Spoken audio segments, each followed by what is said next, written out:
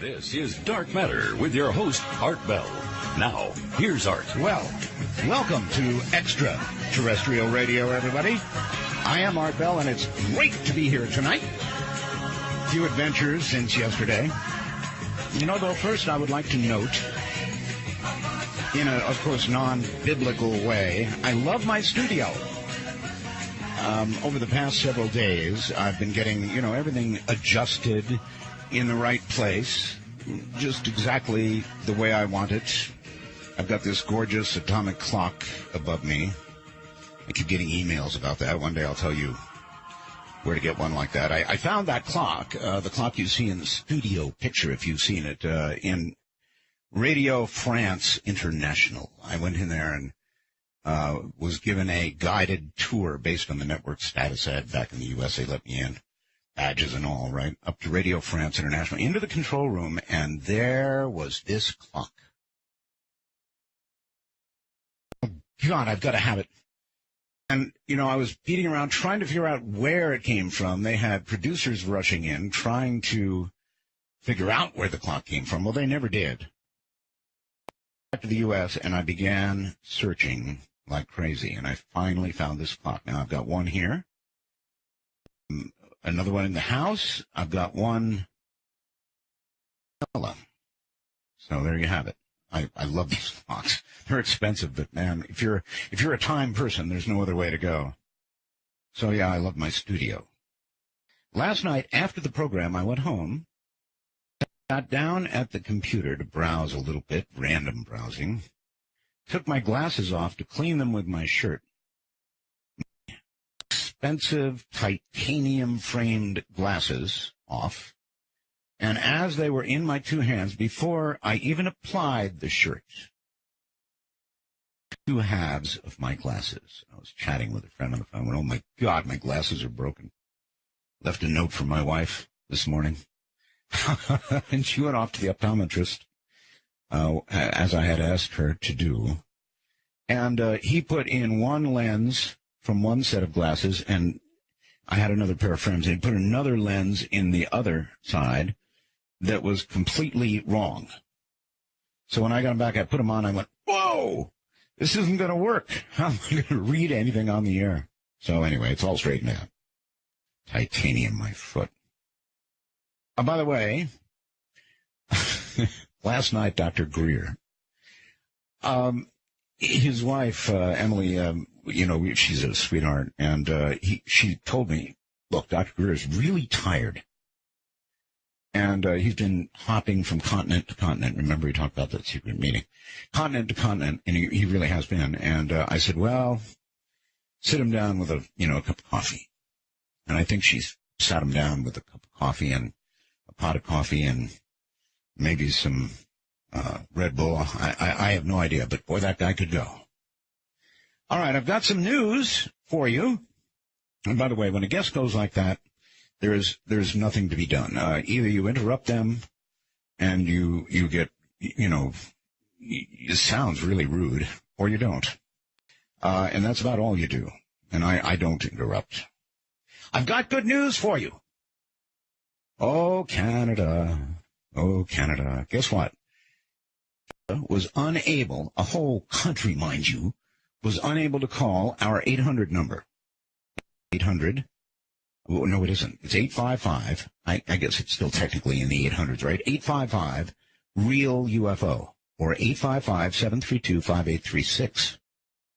Now Canada can call. They've unlocked the entire country of Canada. Thank you very much, SiriusXM. And thank you for other things, too, SiriusXM.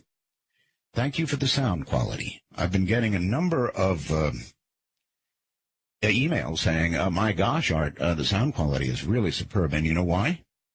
Because SiriusXM sound quality for the show. That's right. They upped it. So now you know, but I want to thank them for that. I'm very sensitive to sound, as you know. You know how I feel about cell phones, right? Well, they've upped the whole sound quality. I'm talking about on the satellite. No minor. Big improvements in the wormhole. I could barely read it before, and now Keith has made it. Has a blue background, white letters. I love it. So, a lot of changes down here. I want to remind you that if you have a guest or that you think would be ideal for the program, you want to contact Paul Bowman. Paul loves getting emails. Been telling me how much he loves getting emails. So if you have a guest you'd like to book from the show, go to artbell.com and find Paul Bowman's name. He's my producer, and he will take care of you. So there's one other thing. Here in the desert, normally we have really, really clear skies. Absurdly clear skies. But right now, and since this morning, we have had this haze. Oh, it's freaky. You can't see the mountains. Can't find out where the haze is coming from. Normally, if there's a fire, we know about that, and then we get smoke or whatever from California or wherever. No fires. No reason for the haze. No statements from the Weather Bureau. I hope it's not Fukushima dust. So, and this, one last sort of note, and that is discussing, everybody wants to welcome me back to radio, and, that's really cool. And I know you're all welcoming me back to radio. But instead of doing it, we're going to adopt from Rush. Rush used dittos. Well, somebody sent me an email, and I don't know how to give credit. Wait a minute, maybe I do. Fred. How about Roswell's, folks? If you want to wish me welcome back to radio and all that stuff, just call up and say Roswell's, all right? That'll do two things. One, it will take care of welcome back, and it's great to hear you again and all that sort of thing. And two, it'll keep Roswell on everybody's mind, as well it should be. Looking very quickly around the world, Beirut. Seems now they've mapped out the trajectory of the rockets that delivered the nerve agent sarin. And the trajectory looks right at the government. So 'twas not, apparently, the rebels gassing themselves or anything like it. Just what you thought, the government. They're the ones with the rockets. Passengers screamed stop seconds before their bus crashed through a crossing barrier in Canada and then into a commuter train during the morning rush hour in Canada's capital on Wednesday. 6 dead, 34 injured. Egypt, they're letting the ousted President Morsi talk to his family, and he's okay, I guess. In Mexico, they've got storm after storm after storm. And I believe there are as many as 80 dead now there in the hurricanes that have been spinning up off the coast of Mexico. So not good news. All right, in a moment, you're going to take quite a journey. We're going to be talking to Dr. Jonathan Reed. And boy, let me tell you, this guy has a story to tell that's going to curl your hair. So stand by. And what we're going to do tonight is going right back to near the beginning. I'm Art Bell, and this is Dark Matter.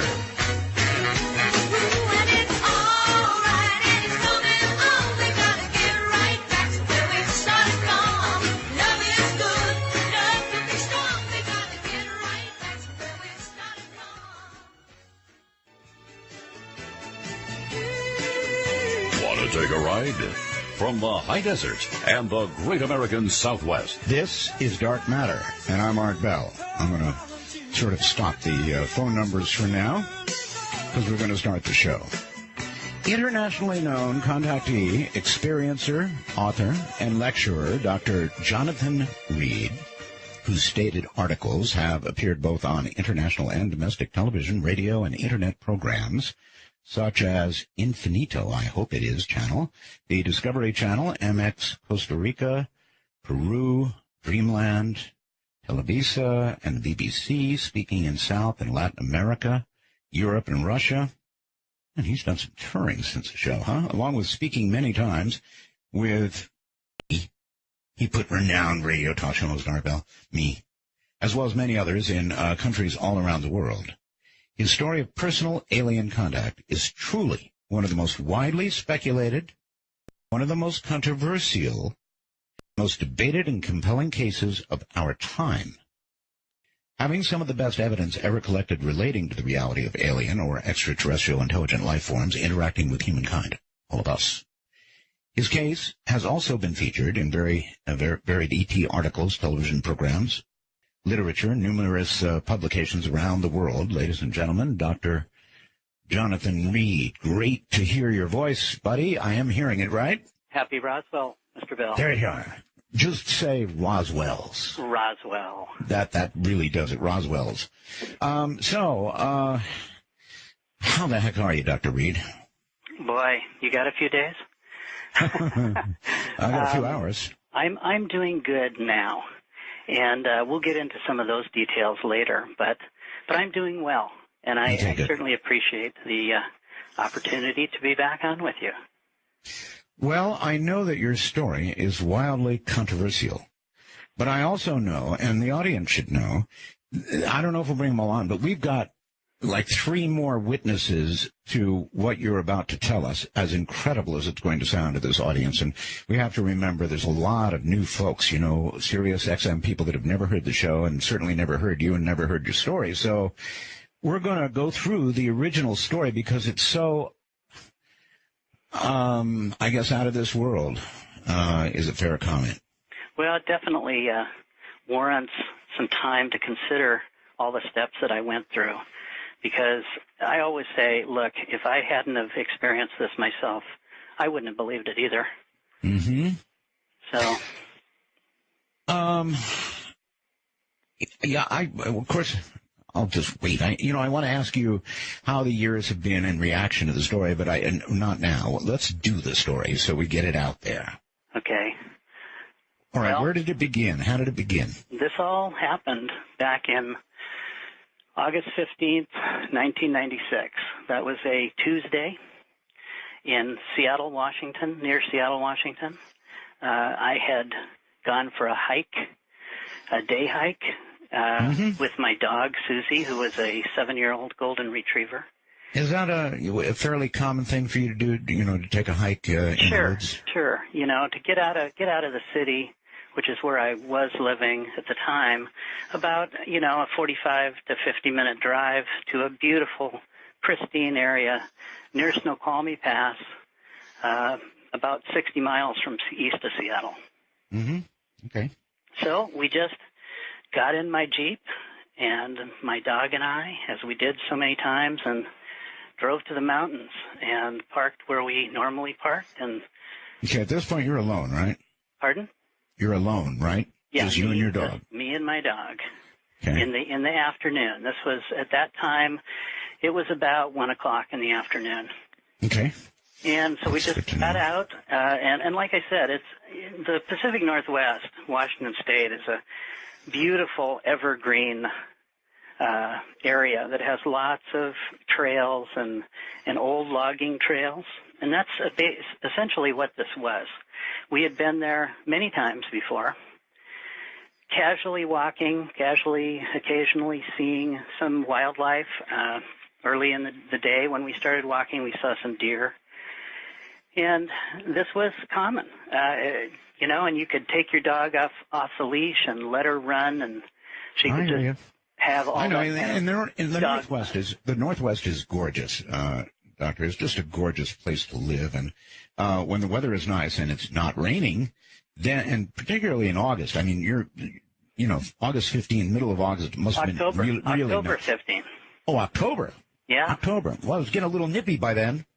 Well, it can get crisp late in the afternoon, but we have some late summers. And this happened to be a very warm, late summer day. It was a little bit overcast, but for the most part, very, very nice fall day. Okay. So we just continued to walk down this old logging trail, occasionally stopping to chase raccoons or look at some of the wildlife and just casually walking. And about an hour and a half into this walk, my dog, Susie, who took off running, scampering through the woods, which was not uncommon. She would either chase squirrels or raccoons or or something. But it was her freedom. It was her time to, escape the leash from the city. Sure. And she was a great dog and followed direction well. She would come when I called her, and she would stay next to me when I would say stay. So she was pretty obedient.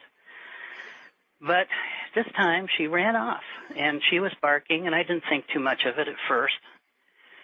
And then I could hear her barking, the sound of her barking change. It sounded more like she was in a little bit of distress. Right. Or maybe had found some kind of animal that was backed up against a tree or something. And again, I didn't panic. I figured, okay, well, she'll, get out of there in a moment. And Susie was a pretty big dog. She was about 80 pounds. So, big golden retriever. So as I continued to walk, and I couldn't see her, but I could hear her, and it sounded like she was probably 150 yards up the trail. It's not too hard to hear when a dog is in distress because the bark kind of is a little whine comes with it. Right, and at this point it started to change almost to a yelp. So I knew something had happened. Something was different. You get to know your dog's, voice. And I just knew something had changed. So at that point, I increased my speed and hurried along, and I still couldn't find her because the underbrush in this area is very dense, and there's a very heavy tree canopy, and I could not see her, but I could hear her, and I was getting closer and closer to where she was. So at that point, I figured, okay, she's probably either treed a raccoon or maybe even a small wildcat, because we have those in the area. And if that were the case, she'd be in trouble. She could be very, very seriously in trouble. So I set my backpack down, and I grabbed a branch that was laying on the side of the path that was the size of a long baseball bat, and so I just picked it up, and I figured, okay, I'm going to go and probably untangle her from a skunk or a raccoon or something. And I ran forward, and still listening to her sound of her yelping now. Sure. And I couldn't see her, but I knew I was close, and I just ran over this little ridge and kind of jumped down through the underbrush. And all of a sudden I saw her engaged with what looked to me at the time like a small size dimension figure, very dark, almost black, and it was the size of a child. It was mostly the size of a child, but what I was seeing... God, my memory is awful. I don't remember this from the first story. You're saying you saw a small being.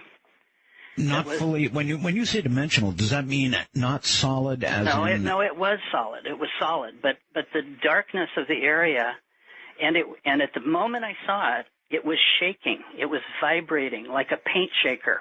So you could not really accurately see the outline, the exact outline. And now that I remember, shaking like a paint shaker, kind of vibrating, so that very quickly. Yeah, extremely quickly, so that all I could barely see was the outline.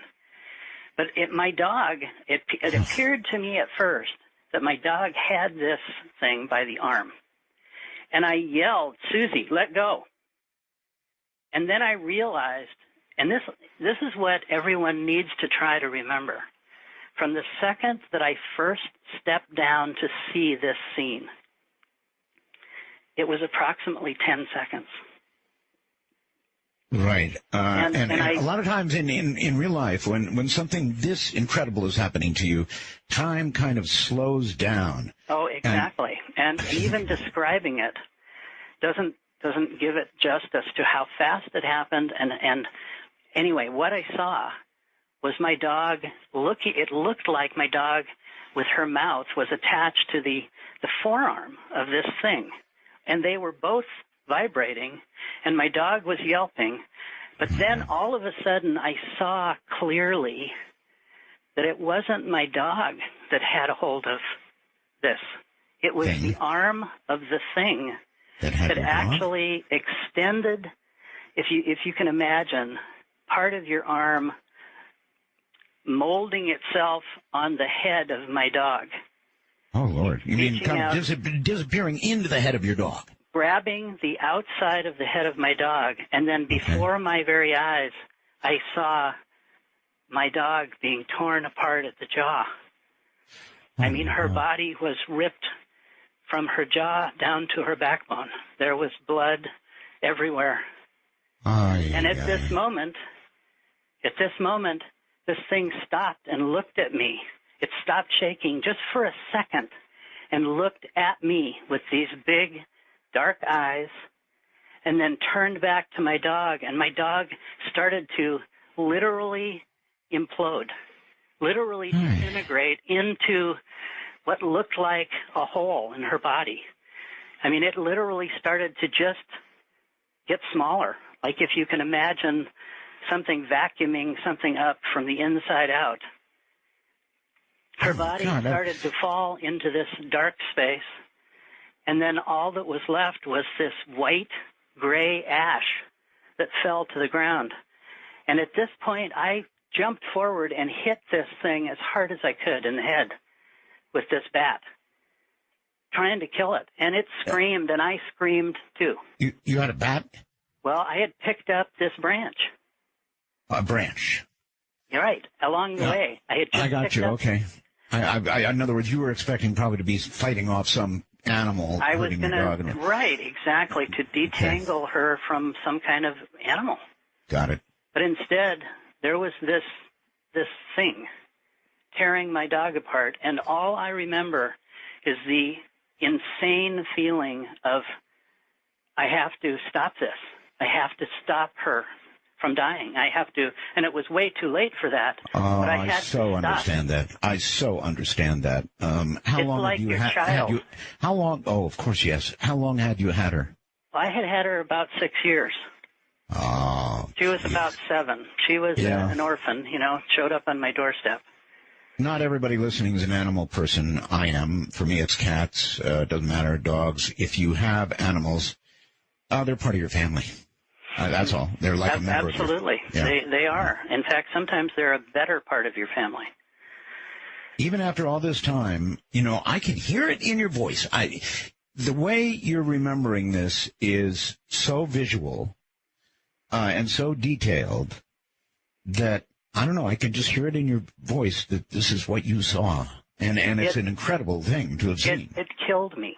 When I saw this happen, I mean, it literally tore me apart, too. Of course.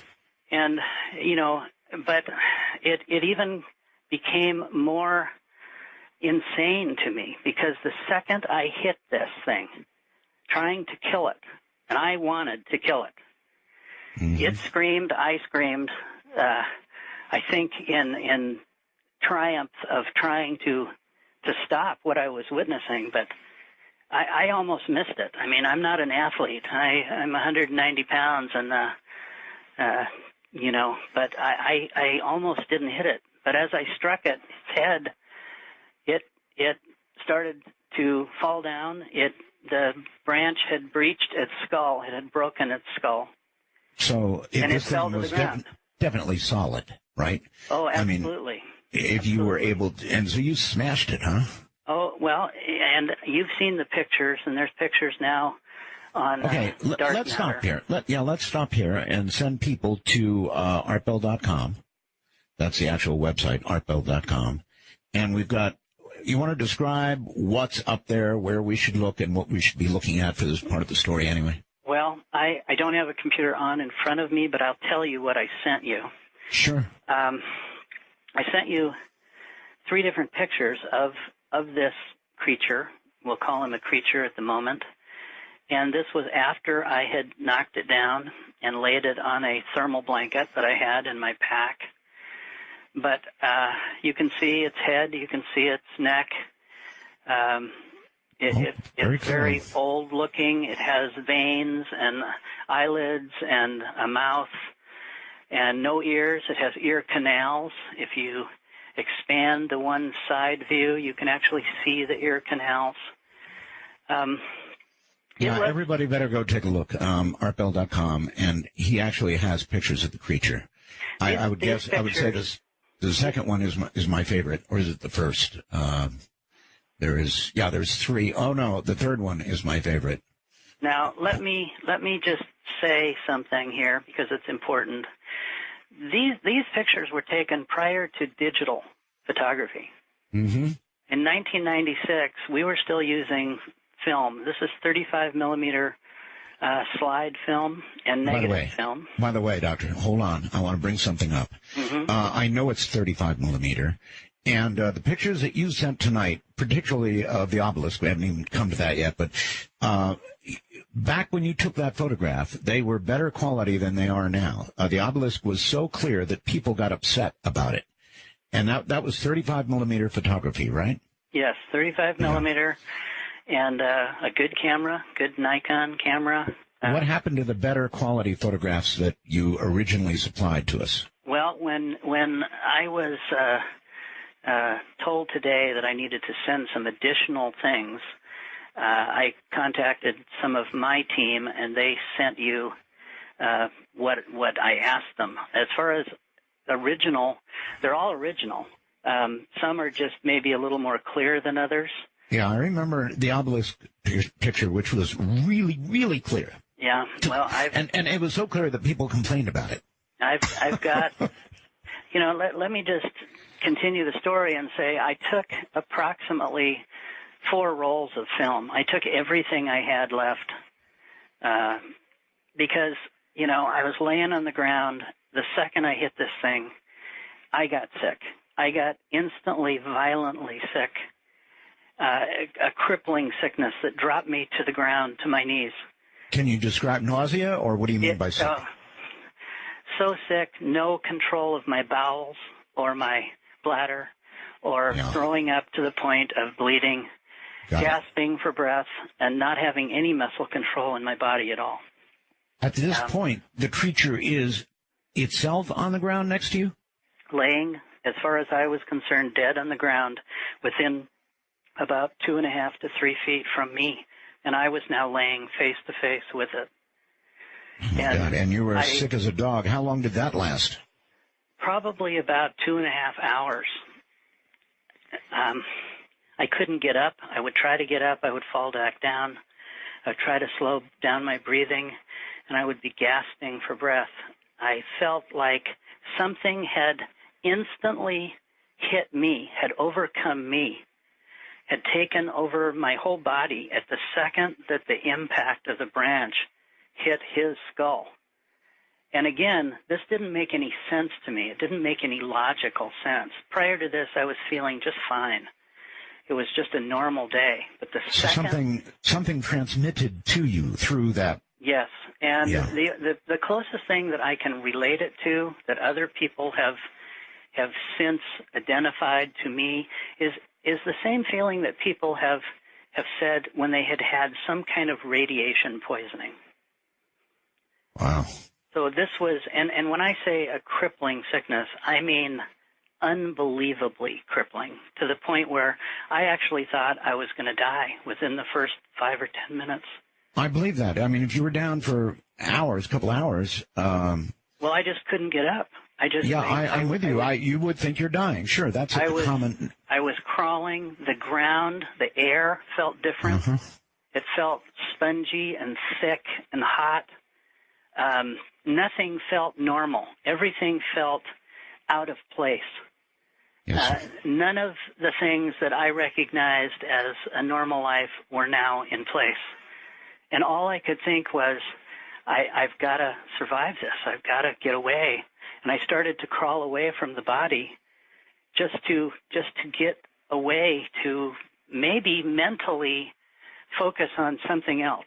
Quick question. Do you think that the effect that stayed with you for like a couple of hours that you just described to us was from being in continued proximity to that body? I mean, I would do the same thing, try and crawl away from it, but I'm just wondering, do you think that continuing effect was because the body was there, or just from what happened when you cracked that thing in the skull? I think it was a combination of things, of events.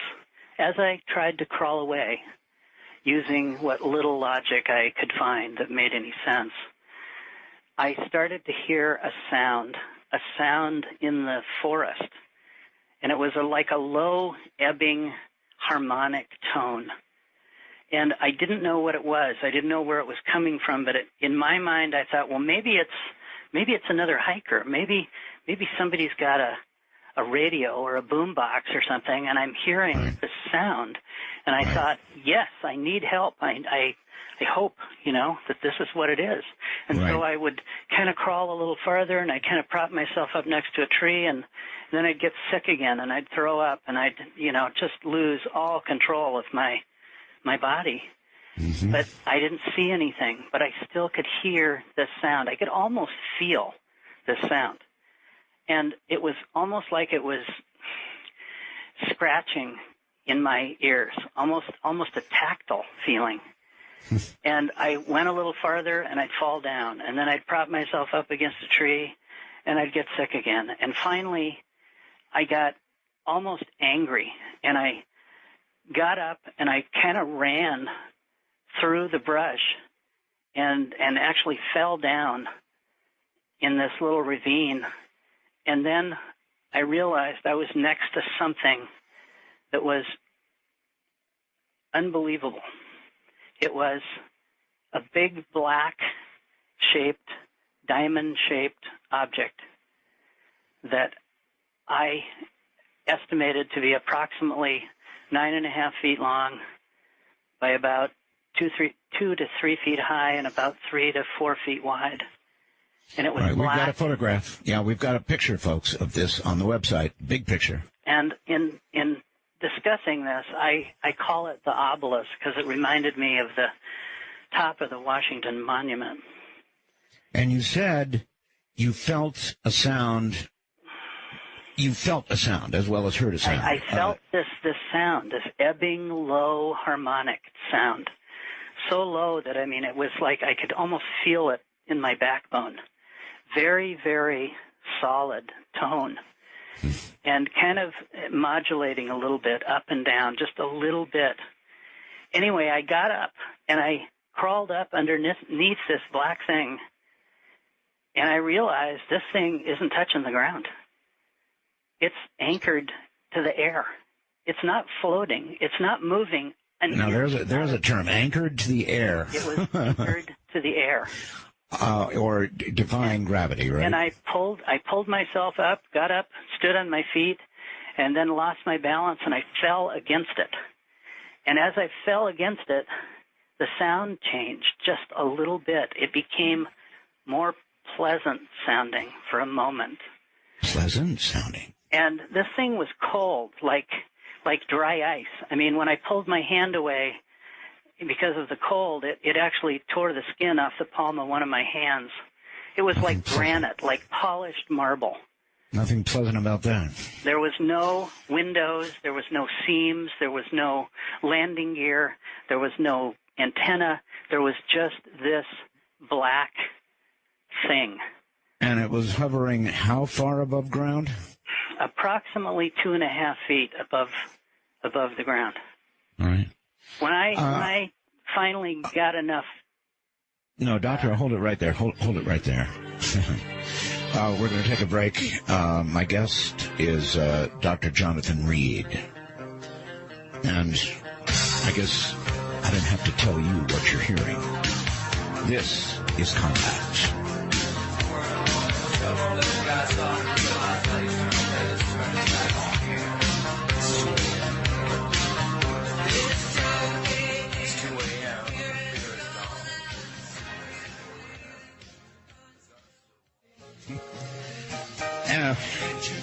I can only imagine, with what I've heard so far, that if it happened to me, I'd be dead. My age, it'd be heart gone. And just with what has been described so far, I'd be gone. I'm sure I would. Maybe not, but I just don't think I'd make it through that. Jonathan, welcome back. Thank you, Art. You don't have a weak heart, I take it. Actually, I've had 2 heart attacks in the last 10 years. You do have a weak heart. Okay, but this was 96. Right. I didn't know any better. You're lucky it didn't go then. Oh, absolutely. All right, here you are. You're trying to crawl away from this thing. You crashed into it. It's making you sick. Really sick. Well, I wasn't sure what was making me sick, except I knew something in the whole area was causing me to feel sick and me to feel out of anything that I felt natural with. Right. My world was gone. This was a totally unusual, unparalleled feeling of being out of your own element. I thought I was either completely going insane or that I was going to die from this sickness just from the fact that my body was becoming so dehydrated. And I just couldn't control it.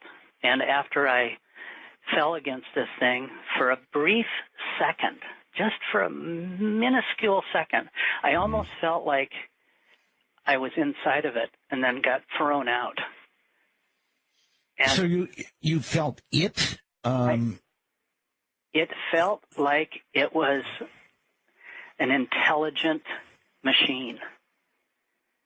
Okay. Like it almost was trying to figure out if I was maybe the little guy that I knocked down. Oh. Maybe because I was the only 2-legged breathing thing crawling around, maybe it was looking for its partner. Okay, maybe I'm going to ask you for the impossible, but how do you... I understand that you felt it. It was, in effect, in you, and you felt a kind of a machine, but is there any way to put that really into words? What does a machine feel like? Well, being that it was making this sound, being that it was creating this sound. This big humming sound. And when I touched it, that humming changed.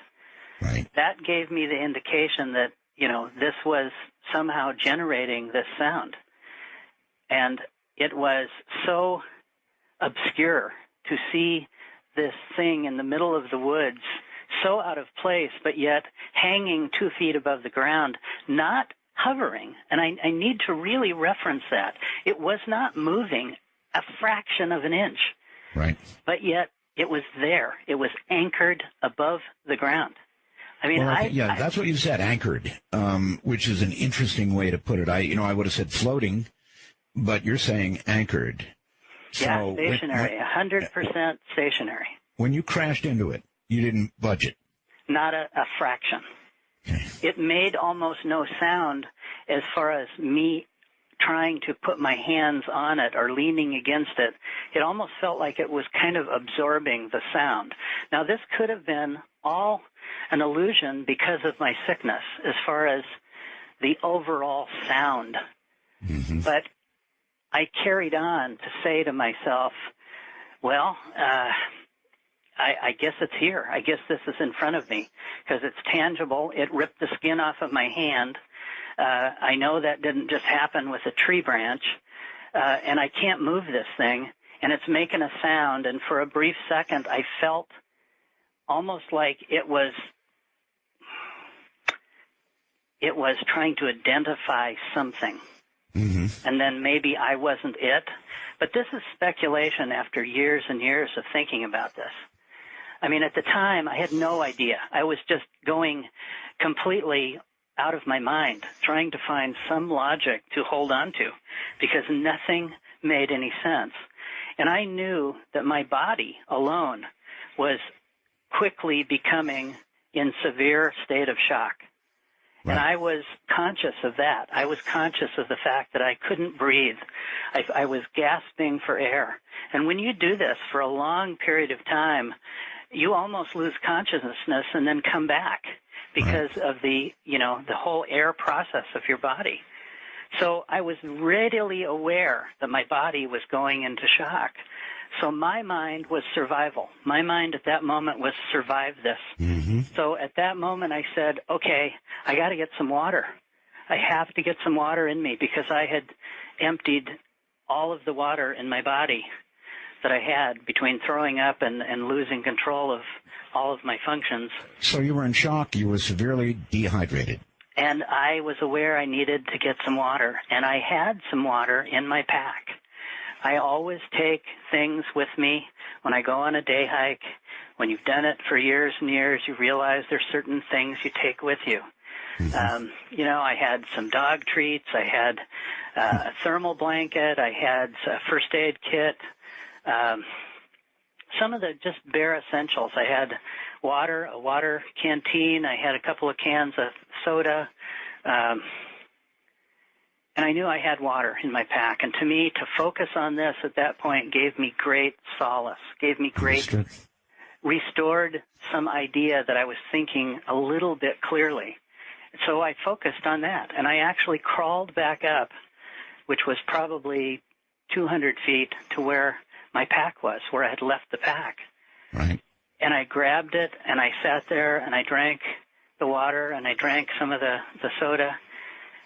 And I realized I've got my camera with me in the pack. Now, And that's some pretty clear thinking after you've described the condition you were in. Well, I had to take the camera out to get to the water. Right. It wasn't clear thinking. It was just the process of illumination. And at that moment, Art, in my head was, none of this is real.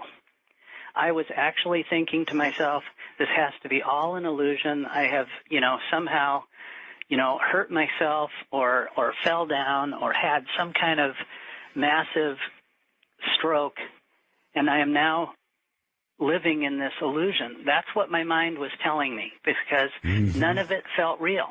So when I saw my camera, I thought, well, I'm going to take a picture of this, and none of it will come out. And then it'll prove to me that this nightmare is not going on. That was my thinking. I completely understand. Yeah. I've got this in my hand. I know how to use a camera. I was a pretty good amateur photographer. Photography was kind of my hobby. Sure. So I thought, well, I'll just prove to myself that this isn't here. So I grabbed my cameras. I walked back over to where this was. I took some pictures of the body crawling around on my hands and knees. I crawled back over to where this black floating shape was. I tried to clear some of the brush underneath it away. Right. So that it was even clearer that it wasn't touching the ground. And as I did that, as I tried to clear some of the ferns away underneath it, there was a feeling as I moved this stick, this branch, to pull away the ferns, like there was a density of the air underneath this thing that was different than the air around it. Almost like if you put a branch or a board in water. Yes. When it enters the water, it has a resistance that's different than the air. And this was the same thing, except it was just the air underneath this object that was more dense. And again, I couldn't explain it. I didn't even want to rationalize. All I'm doing is seeing it in front of me. And I'm focusing on, okay, take the picture. Don't think of anything else. Just work your camera. You know how to work the camera. It was pretty much automatic anyway. And I concentrated on that. I totally focused on, almost obsessively, on take the pictures, Jonathan. Sure. And because it gave me, again, some kind of promise of logic, because I knew how to take the picture. I knew how to take the film out of the camera and reload it. And I just kept saying, I'm going to do this. I'm going to take this. I'm doing this now. I'm taking the picture. And I did. And I also had a video camera with me. And I videotaped this whole area under the state and condition. You had recovered. You had really recovered a lot to be doing that. Actually not, Art. If you hear the videotape, I am so hyperventilating and so stopping and so throwing up during the videotape that it's clear that I was not recovered. Art, I am just a man, and I was running on pure adrenaline and only holding on to that logic that kept me moving forward. because I didn't want to think about what had happened with my dog, what had happened with this creature, what had happened to me. I didn't want to think about it. I wanted to just be healthy. I wanted to just come out of this nightmare at the moment. So that was the only logic going on. Now, Art, you've had some of those photographs from years ago. Oh, you yes. even had the negatives. Oh, yes. Listen, folks, these photographs are so clear. I wish the ones that we had up on the website for you right now were as clear as the original photographs. They were so clear that people raised hell about it. Usually it's, it's a fuzzy photograph of a UFO. This was so clear that people complained. And Dr. Reed is right. I have the negatives to these photographs. Story over. And we also had other people, independently look at the negatives and look at the videotape. And it is exactly what it is. It's just normal negatives, normal positive prints. Was there any reaction? Yeah. Was there any reaction to either by the object or the creature to the photographs being taken? Well, as far as I was concerned, the creature was dead. I mean, his skull was broke open. There was a 2-inch hole in the back of his skull. It had cracked the intracranial sac. The blood was everywhere from it, and was it red? Was it red blood like ours? Yes, exactly like ours. Is it your impression that the obelisk was a vehicle, or was it a companion, or what was it? Well, I've never felt it was a craft. Many people have said it was a craft. Mm-hmm. I have felt that it was something else, but it was, in my mind, it was alive. It was readily sensing the area and or causing my body to be in such distress. Maybe it was a defense mechanism. I don't know. But it could have been a portal to another dimension. It could have been a doorway or a toolbox. Okay. From its size, you wouldn't think it would be the craft, but as you point out, it could be still a means of travel from wherever to here. Yes. And since then, I've talked to lots of people all over the world who have also seen the same shape, the same dimension, the same object, many, many, many different places and over the last 100 years. Now, that's really interesting. In other words, after you originally told this story on my program, you did a lot of, touring? Well, I once you allowed me to tell my story, and you were the exclusive first point of me going public. A lot of people inquired. A lot of people wanted to listen, to understand what I'd gone through, and I felt at the time that I guess this is what I need to do, is I need to tell people. I need to share this with people. Well, I don't blame them. Anybody, for example, even right now, and it's almost as though you're remembering more than you did then. Anybody listening right now is going to be aware that this is a serious story of contact. So, yes, I'm not surprised that... Well, it's serious, but what I want to add in is I've since learned, Art, that there's thousands of people who have very similar stories. They just... I know, but they don't have very similar evidence. That's right. They either were smart enough not to bring it forward, or they just didn't have it. Look, I'm not... I was not experienced into this. I was never a believer or even a prescribed interest into this field. I didn't even like science fiction. I was a serious scientist, a doctor that works with logic. So this was totally out of my element, not even of my interest at the time. So my whole paradigm began to collapse because I could not find any logic. You realize, and I'm sure you've met with this, that these kinds of stories, doctors, scare people, and when people get scared, they get defensive, and they start screaming hoax and all the rest of it because it scares them. It really scares them, and I don't. Like I said at the beginning, Art, if this hadn't happened to me, I wouldn't believe it either, except for the fact that there's a lot of physical evidence. And if there wasn't physical evidence, including photographs, including video, and including some other things, then I definitely can see how people would be, hard to see it as being anything other than just a story. Sure. All right. Well, let's pick up because there's so much more to it. Now, you've taken the photographs. I put everything. Video. Kind of crawled back to where I had dragged the pack and drank the water. I drank more. I tried to rest. I tried to not hyperventilate so much so that my body could kind of stabilize.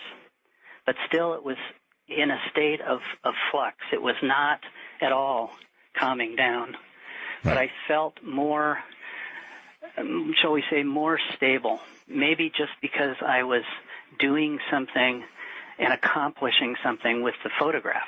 Well, yeah, something familiar that will really help you when you're in shock. And so when I was putting all this, taking the cameras out of my bag and grabbing the water, I pulled everything out of the pack, out of my day pack, and I just kind of, threw it on the ground as I was grabbing for the water. Well, one of the things that I had was a thermal blanket, which is, for people who don't know, it's a mylar type material, plastic that you can wrap yourself up in if you find yourself in the snow or if you find yourself in distress in the woods, to keep your body temperature from, reducing. It really works. Oh, they really work, and they're very, very lightweight. I mean, it's nothing more than a very thick plastic wrap, actually. But it's strong. It's got some strength to it.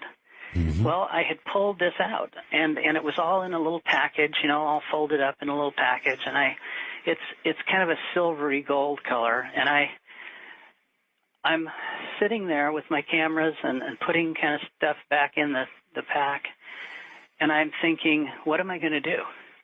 Now what am I going to do? Right. It's an hour and a half back to my Jeep from walking comfortably when I arrived. Now I'm crawling on the ground. What am I going to do? So I thought, well, I gotta take this body, and in my mind I'm thinking, I gotta take this body and put it somewhere where the animals won't get to it. I think I would have been afraid to touch it. Well, I was afraid to touch it. I was in fear of everything. But my mind logically said, cover it up. Cover it up so I don't even have to look at it at this moment. That I get. So I tore open this thermal blanket from its package. I opened it up, and I spread it out over the top of this body and just left it like that for quite a while, just not looking at it anymore, just kind of letting my mind go away from it. And that felt better. It felt better not to look at it. So I thought, okay, well, maybe I should take some rocks and place around the edge of the blanket so that, animals don't get at it. Well, there weren't any rocks. And it's high enough in the woods and the mountains where there just wasn't any exposed loose rocks. Right. And I thought about, well, maybe I can find some more branches and pile it next to the edge of this little rise, this hill, and just kind of cover it up. So, later maybe I can come back and bring somebody back and try to figure out what this is, because I didn't know what I had killed. I didn't. I understand. You never gave any thought, did you, to trying to drag this thing back to your car? Well, yes. At that point, Art, I decided I would cover this thing up, and I tucked this thermal blanket under the body without touching it. I didn't want to touch it at all. And I just kind of wrapped it up like a burrito. Like a sleeping. Okay, quick question. I'm sorry, I don't mean to be barging in, but a sense of, maybe you didn't get it from dragging, but do you have any sense of how heavy this thing was? Well, when I pushed the thermal blanket underneath the edge of it, I moved the body. I could feel my hands and my arms moving the body.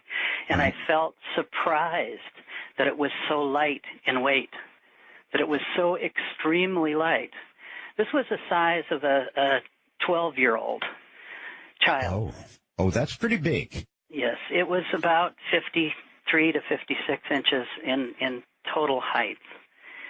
But it weighed probably 50 pounds. Huh. So it just didn't make any sense. Of course, nothing made any sense, so why should that be anything different?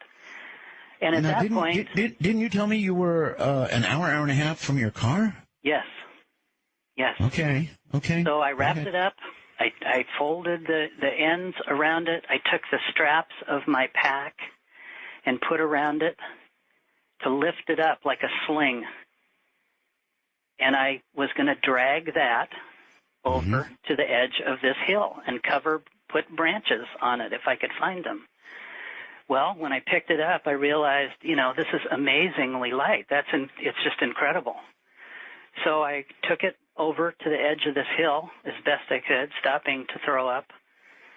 And I really couldn't find any branches right there.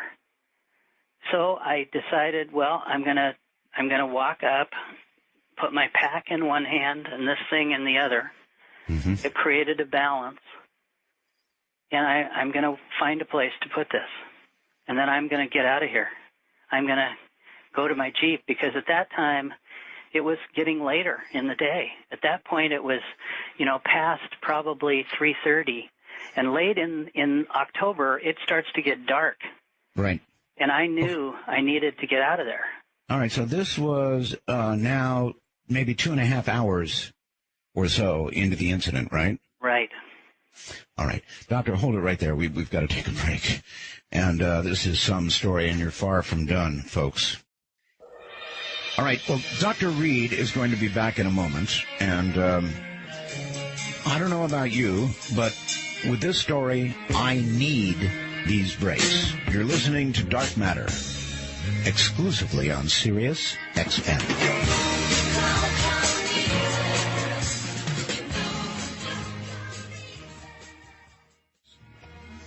Well, all right, we're going to pick the story right back up again because there is so much more to it. My guest is Dr. Jonathan Reed.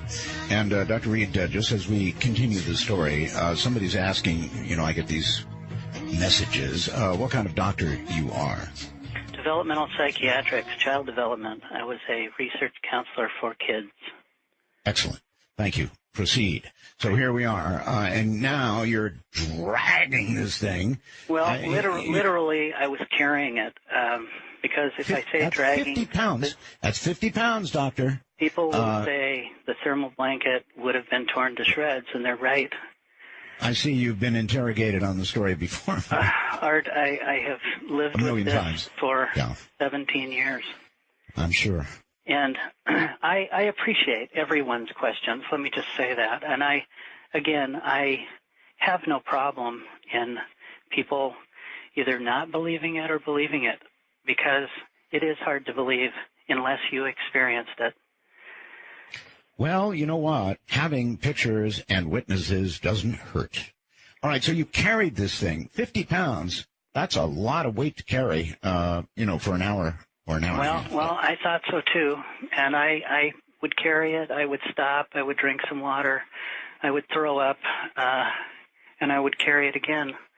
And what's amazing is all of a sudden, I ended up back looking at my Jeep and thinking, how did I get here?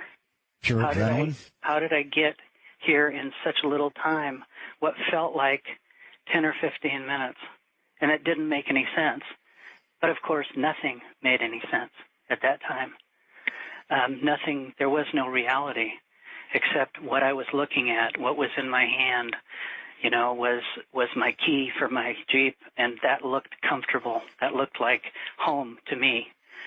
And all I remember is opening the back of the Jeep, putting my pack in this package that was fairly small, wrapped up in this thermal blanket, putting it in the back of my Jeep. And I remember sitting in the driver's seat, closing the door, and just sitting there for some time, not starting the car, not just kind of zoning out, thinking, just thinking nothing. And then I looked over and I realized Susie wasn't sitting in the seat next to me like she always was. And I knew something had happened, something.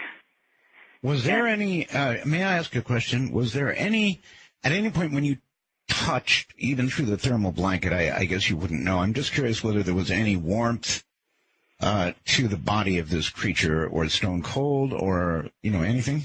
It was, for all of my logic, it was dead. It was not breathing. It was not moving. Its skull was broke open. There was blood and brain material coming out of that hole. Gotcha. As Rush would say, room temperature then. Any time that I moved it or touched it, it never moved. Mm-hmm. So it was just dead weight to me at that point. And, I want to say again, I didn't have any great plan. This all came out of nothing more than a survival feeling of getting back to some kind of reality, to where I could address being so sick and I could calm down, and trying to find some way to put this in perspective. All right. Somebody named Heather is asking, was there any scar on your hand from having touched that ship or that obelisk? Sure. The inside. There was? The inside of the palm of my hand, skin was torn off. So, but, over 17 years, that's kind of healed. Healed, right. Did you document the injury? I don't think I did at that time. I don't think that was my focus. I had bigger things to worry about. Oh, I can clearly see that, yes. And in the next, in the next few days, it got even worse. So I drove home. I started to drive home from that space, that place in the forest where I parked my car. And I would drive for, a few miles, and then I'd stop, and I'd have to open the door and throw up. And then I'd drive a little farther, and then I thought, okay, there's a ranger station up here. I'm going to go there. I'm going to get help there. These guys will help me, forest rangers. Yeah, of course. So I got off, where it said Forest Ranger Station. I drove about a mile and a half to where it was. I got out, and there was nobody there. The place was locked up tighter than a drum. I don't know if they were out to dinner or what, but there was no one there. Okay. So I got back in my Jeep, and I said, got to go where I got to go, and I'm going home. And I just drove home in kind of a numb state. And all I remember was the headlights on the road because it was starting to get dark. And I remember pulling in the carport at my house. Right. And thinking, I'm here, I'm home, and maybe none of this happened. Maybe it's just some kind of sick illusion that I have through because of the trauma of my dog dying. Maybe my dog got killed by an animal, and I just can't fathom this idea. I don't know. That's because the brain doesn't want to digest this kind of information as having really happened. It doesn't know how to put this in perspective. Was anybody home at the time? No. I lived alone, and I sat in the carport for a while, and I just thought about it, and I looked in the rearview mirror, and I could see the top of the thermal blanket, and I thought, okay, I got to do something. I got to get out. I got to get away from this. I don't know. I started thinking about burying it. I started thinking about leaving it somewhere else on somebody else's doorstep. My mind was whirling. I'm sorry. I don't mean to laugh. I'm just thinking if you had done that, then you might have been really responsible for a heart attack. Well, exactly. I probably would have taken it, to the university that I worked at or something like that. But I was so sick, I just didn't want to do anything. So what I did was simply take it out of my Jeep because I didn't want somebody to steal it. I didn't want somebody to find it and have it kill them by shock. I don't know. I don't know what I was thinking, but I thought I got to get it out of my Jeep. And my Jeep is right next to my garage, which is an exterior building not connected to my house, a two-car garage. And I thought, well, I'll just put it in there. So I opened the inside door, small, door to my garage. Sure. And walked in, turned the light on, and right in front of me against the far wall was my freezer. A big coffin-like freezer. Coffin-like. And I thought, this will hide it. This will preserve it. This is dead meat. It's going to go bad, and at least I don't have to look at it. And so I put it in the freezer. I literally just opened the top of the freezer and lowered it down and thought, it's out of sight, out of mind, and now I'm going to go in the house and stand in the shower. And this was over your meats and frozen? No, there wasn't much in that freezer. There was a separate rack that I just took out that had some frozen things, and Art, I didn't care. I didn't care. I wanted it out of my sight. Well, actually, a freezer is a logical place to put a body that you want to preserve anyway. Well, I don't know that I wanted to preserve it as much as I just wanted to get it out of my hands and out of sight and mind for the moment. That was the logic. Again, I was not thinking very clearly. I was thinking step by step just to get to the next point where I could calm down and not be throwing up and filling my pants. So I closed the garage door. I walked in the house, and I did exactly what I said. I stood in the shower with all my clothes on for I don't know how long, just letting the water run all over me and tried to clean up. Didn't even take your clothes off? No. Okay. No, I was a mess, Art. I bet you were. And by the way, everybody, listen, if you want to see, by now I know you do, the Associated Photography, even though it's not the original best, it's up on the website, artbell.com. Pictures of the creature, pictures of the obelisk we've talked about, pictures of all of this. So go take a look. And I know people are doing this in incredible amounts because it's beginning to crash my ability to read questions. Well, even our website has crashed twice since we've been on the air. So yeah, I'm sure Keith is doing backflips over there. But that kudos to Keith. Well, he's like I am, sort of cranking up, getting going. So I understand. He's probably added another server or two by now. All right, so the thing's in the freezer. You're in the shower. And I get out. I try to calm down. I try to drink water. I try to sit down. I can't. I'm laying down. I'm thinking. I'm feeling a little better, maybe 10% better. So I'm not panicking, trying to think, well, I've got to go to the emergency room. Mm-hmm. But I'm now thinking this had to be trauma. This had to be trauma-induced by the fact that my dog was killed in front of me by an animal, and that's what my mind wanted to believe. My mind started to create this scenario while I was in the house, while I was calming down, that this was the only logical answer, that this must have been an animal and that killed my dog, and I just, for some reason, spaced out. I just lost. Somewhere in your mind, though, you knew, number one, there's something I put in the freezer, and number two, I took a whole lot of photographs. Well, at that point, Art, I was thinking, what's got to be in the freezer is my dog, Susie. Oh. That's what I had to have wrapped up. That's what I had to have brought home. I truly understand. And I felt comfortable thinking that. Sure. Because it made more sense. It was more realistic to me that is very logical, that could have happened. So I convinced myself that that's basically what it was. And I even got dressed and went out to my garage and said, absolutely, this has got to be Susie. And I opened the freezer and I lifted it out and set it on the garage floor. And it wasn't Susie. Somebody's asking, was there a smell? Yes, there was. It had a terrible pungent odor that I have decided that it's similar to rotting fruit, the odor of rotting fruit. Right. And it wasn't pleasant, and it was always there. And it didn't even seem to diminish much, even after it had been in the freezer for a couple of days. But to continue, Yes.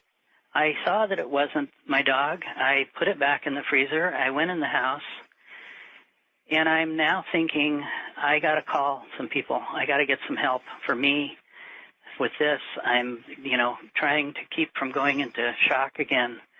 So I started calling my friends. And, you just pick up the phone and you start dialing those who are most familiar that you call. That's what I would do, too. If you really think about it, would you call the police right away? Well, no, maybe not, because you just thought you killed something. I was even a little concerned about calling the police because I had killed something. And I didn't know if there was some kind of legality to this that maybe I should pursue through a lawyer first. My mind was reeling, Art. With you all the way. And at that point, comfort seemed to be to contact my friends who knew me, who I knew. And so I just did that. I called my girlfriend. She wasn't home. I left a message. Call me, please, immediately. I called other friends that I worked with. They weren't available. I called my very best friend, Gary, and I left him a message, and he called me back within just a few minutes. And I literally said, help me. I'm sick. My dog has been killed. Susie's dead, and I'm home, and I need some help. And he said, I'll be there. And he immediately came. And I told him the story, and of course he didn't believe me.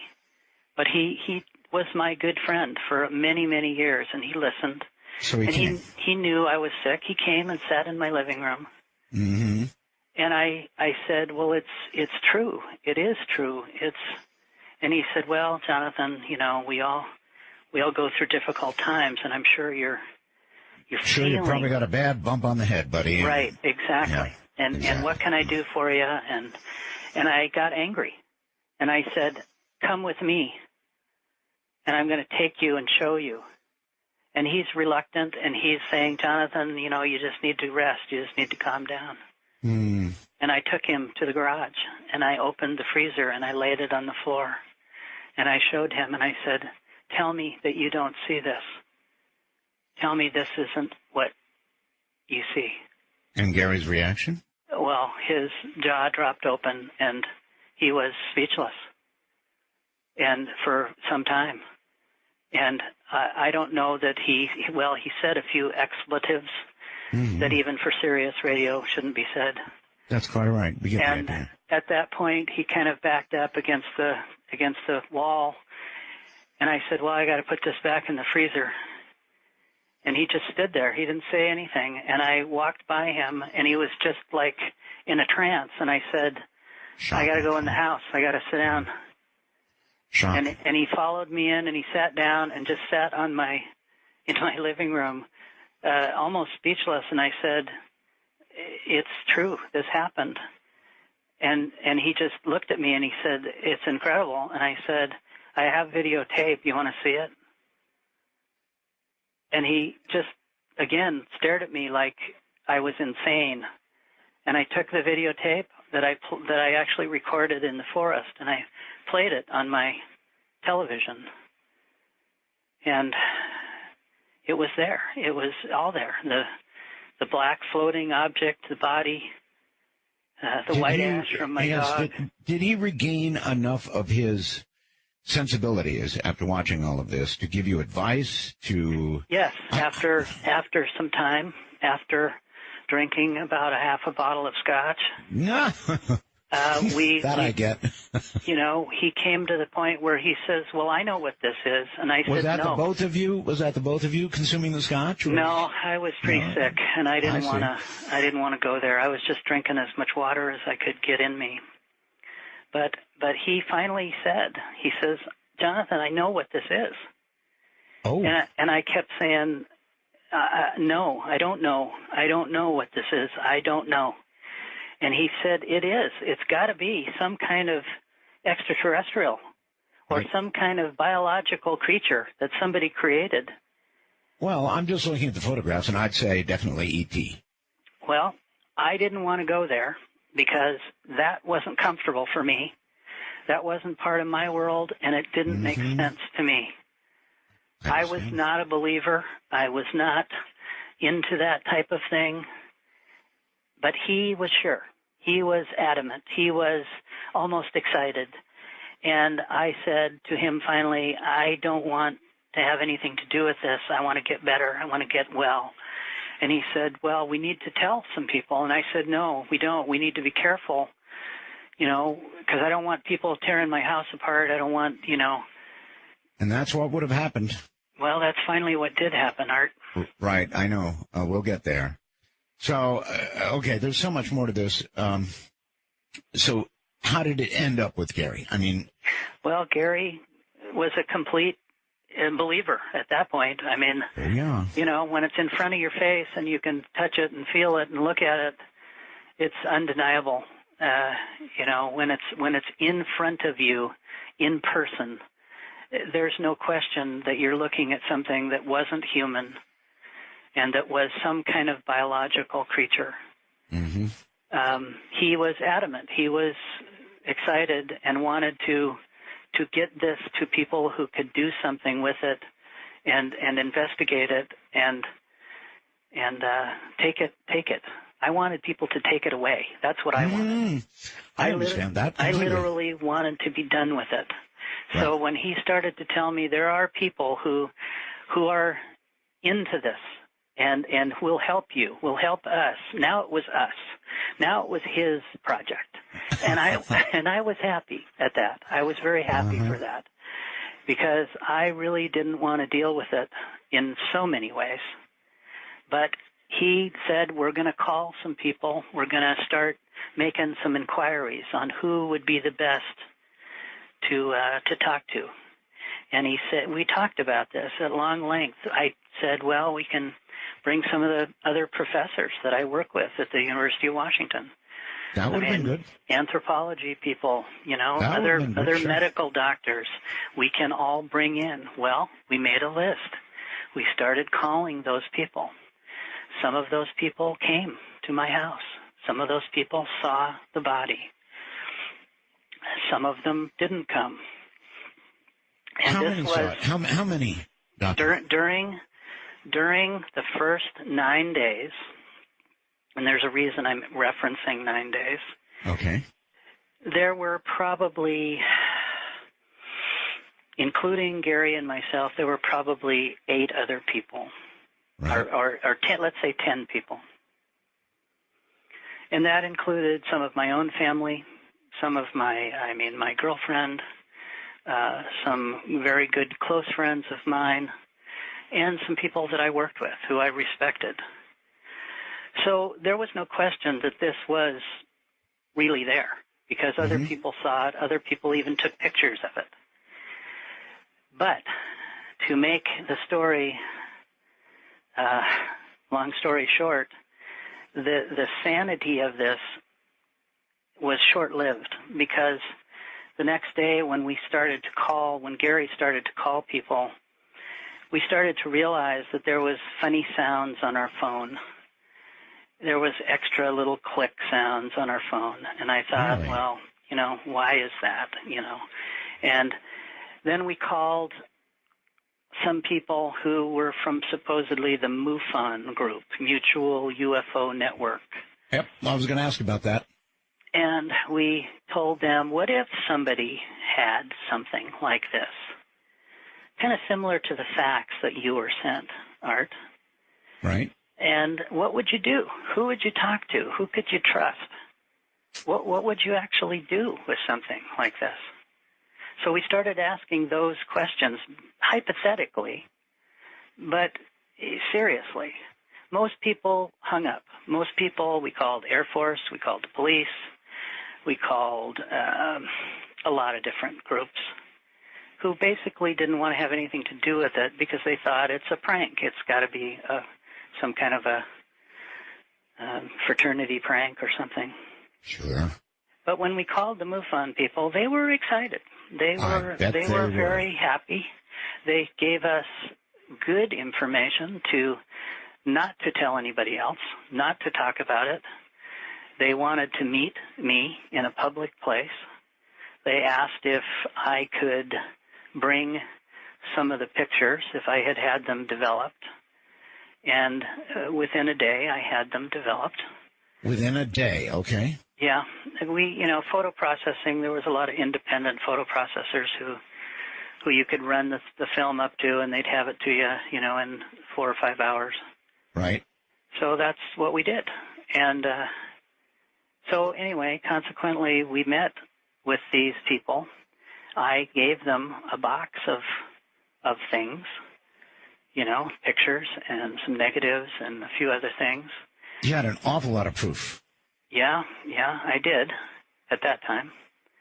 And I gave it to them, and then they said, okay, well, here's, another number for us. Call us back. And, we'll definitely be talking to you by tomorrow at a certain time. Well, that time came and went. They never called. We called the number.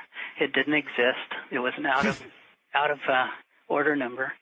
We called a MUFON number that was listed in the directory. That's, a paper book for those who don't know, the phone book. And they said they never had heard from us. They said that they had never gotten a call from us. So somebody had intercepted my phone calls, had, pretended to be MUFON, and now had about 50% of my evidence. So, and then it got worse. And then people started coming to my door and knocking on my door. 3 individuals who were dressed in black, who drove a great big black car, and who were very strange the way they talked to me. In what sense? How? In that it was almost hypnotic, their conversation. It felt like you were a little bit sleepy when they were talking to you. Are these the traditional men in black? Well, they were in black suits, and they looked like that to me, but I had never heard that term before myself. I understand. Doctor, hold on. We've got to take a break. Dr. Jonathan Reed is my guest. We're crashing websites all over the place. That I know because I'm crashing here. Alien in the Freezer story. I'm Art Bell. This is Dark Matter.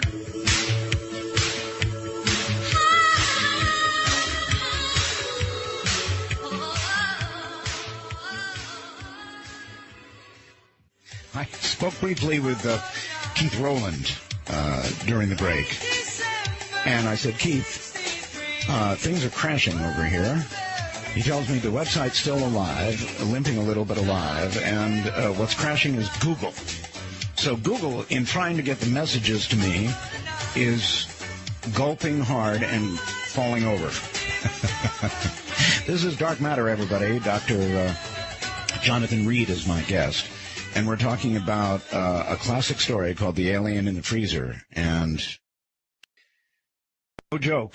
I know that a lot of you are probably sitting there wishing it was a joke, but it's not. Dr. Reed, welcome back. Thank you, Art. Just pick right up and go to where you want to go. We've got, I guess it's not yet, but we've got 3 witnesses who can attest to the things that you're saying right now. So rather than me trying to decide the appropriate time for them to come in, you tell me. I will do that. And that'll be good. Shortly. Okay, good. Let me just say, these people who came to my house were organized. They were professional. They were definitely stating facts that I didn't believe they could know. They were telling me in a very calm, professional manner, Dr. Reed, we know what you have. We know what you found.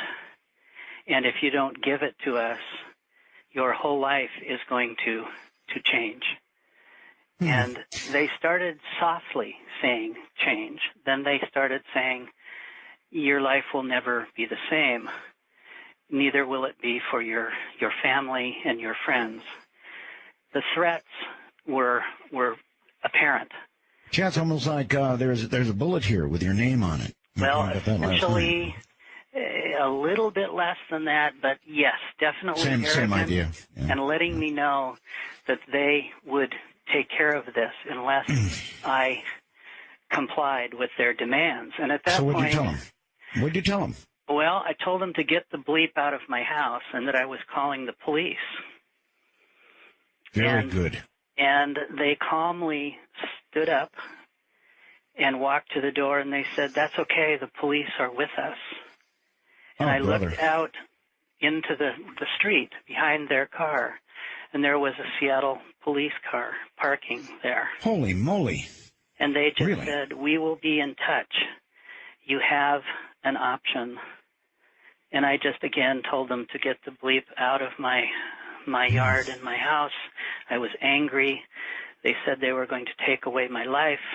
And my We're now, excuse me, Doctor, we're now how far from the incident itself? How many days or weeks from the incident itself? This was 2 days. 2 days. Okay. 2 days in. All right. And I was angry. And they were right. There was a police car there. They drove away. The police car followed them. Well, at that point, I was angry. I was afraid. I was, quite honestly, I was very, very disturbed at that moment, thinking, how could the people that we pay to protect us be doing this to me? How could this turn around? Because I was a believer in the American way of life. I was a believer that your police department did things to protect you from people like this. And I guess by now you believe this is part of the American way of life. Oh, this is totally the American way of life. Mm-hmm. And now I've had it proven to me time and time and time again. American exceptionalism. Mm. So at that moment, I decided that I guess I couldn't trust those who I had hoped for. And I decided to take things into a little bit different direction. So Gary and I, prior to them arriving to my house, had divided up the remains of the evidence that I did have. And we sent some of it away, actually mailed it out of the country to a friend Smart. to keep for us, and thinking that what could be next? You know, somebody's going to break in here, somebody's going to steal everything or something. And so we did that.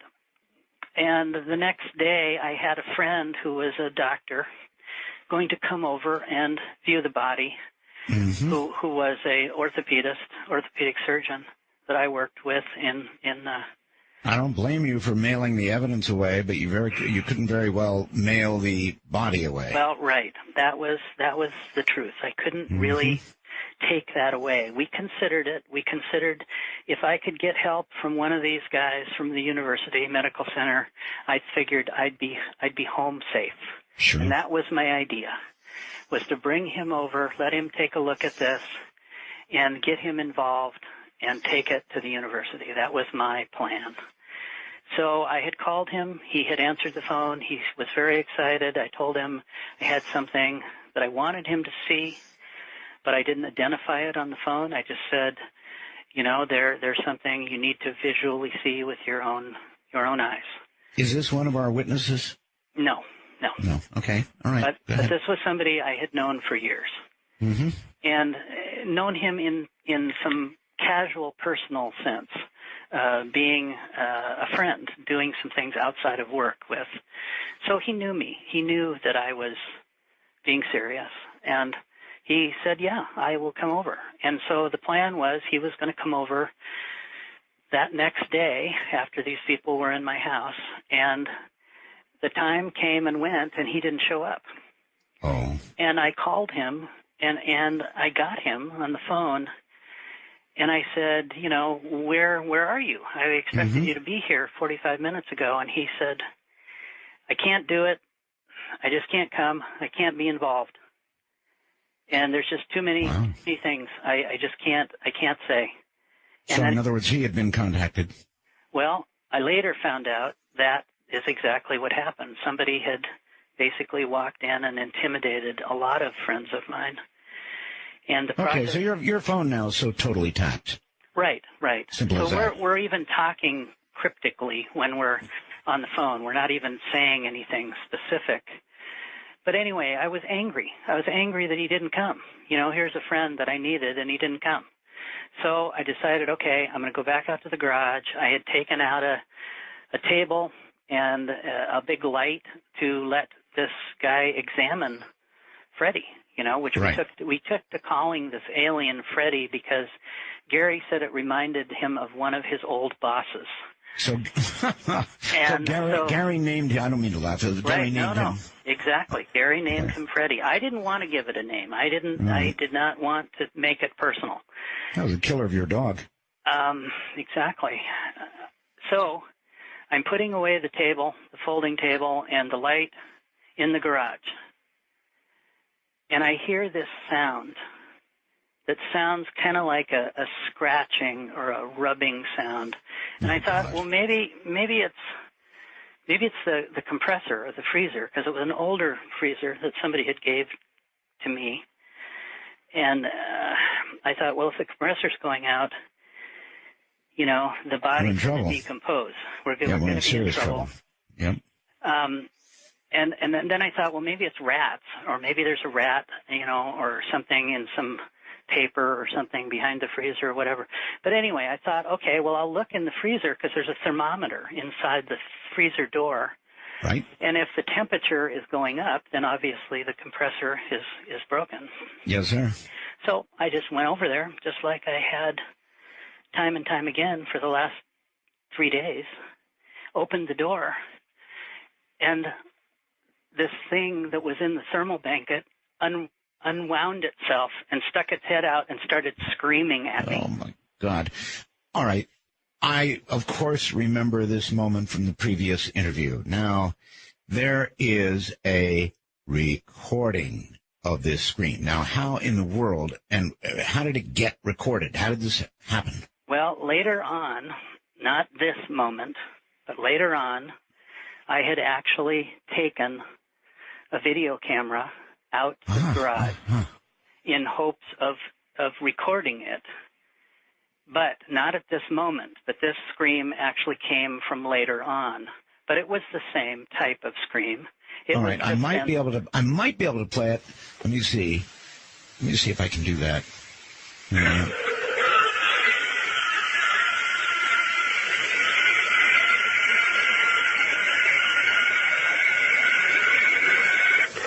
That sound? That's it.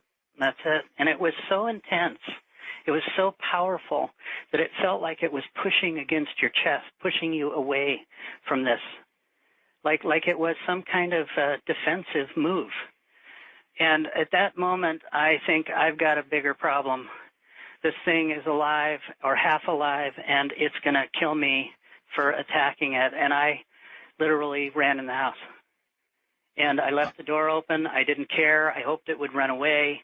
And I just ran in the house and slammed the door and called Gary and said, we got a bigger problem. A really big problem. And, of course, he didn't believe me. Really? And I said, you've got to come over here. And he went through the same process, the same idea. Well, Jonathan, you're probably just stressed. You're probably still just sick. And I'm just listening, and I'm stressed. And all I said was, come with me. I'm not going to say anything to you. Come with me. And we went in the garage, and, of course, he was just, perfectly fine until I opened the freezer, and it came out and started screaming at him. And I didn't think he was going to stop running because he ran out of that garage and just kept going. He couldn't even get to the door fast enough. Bye, Gary.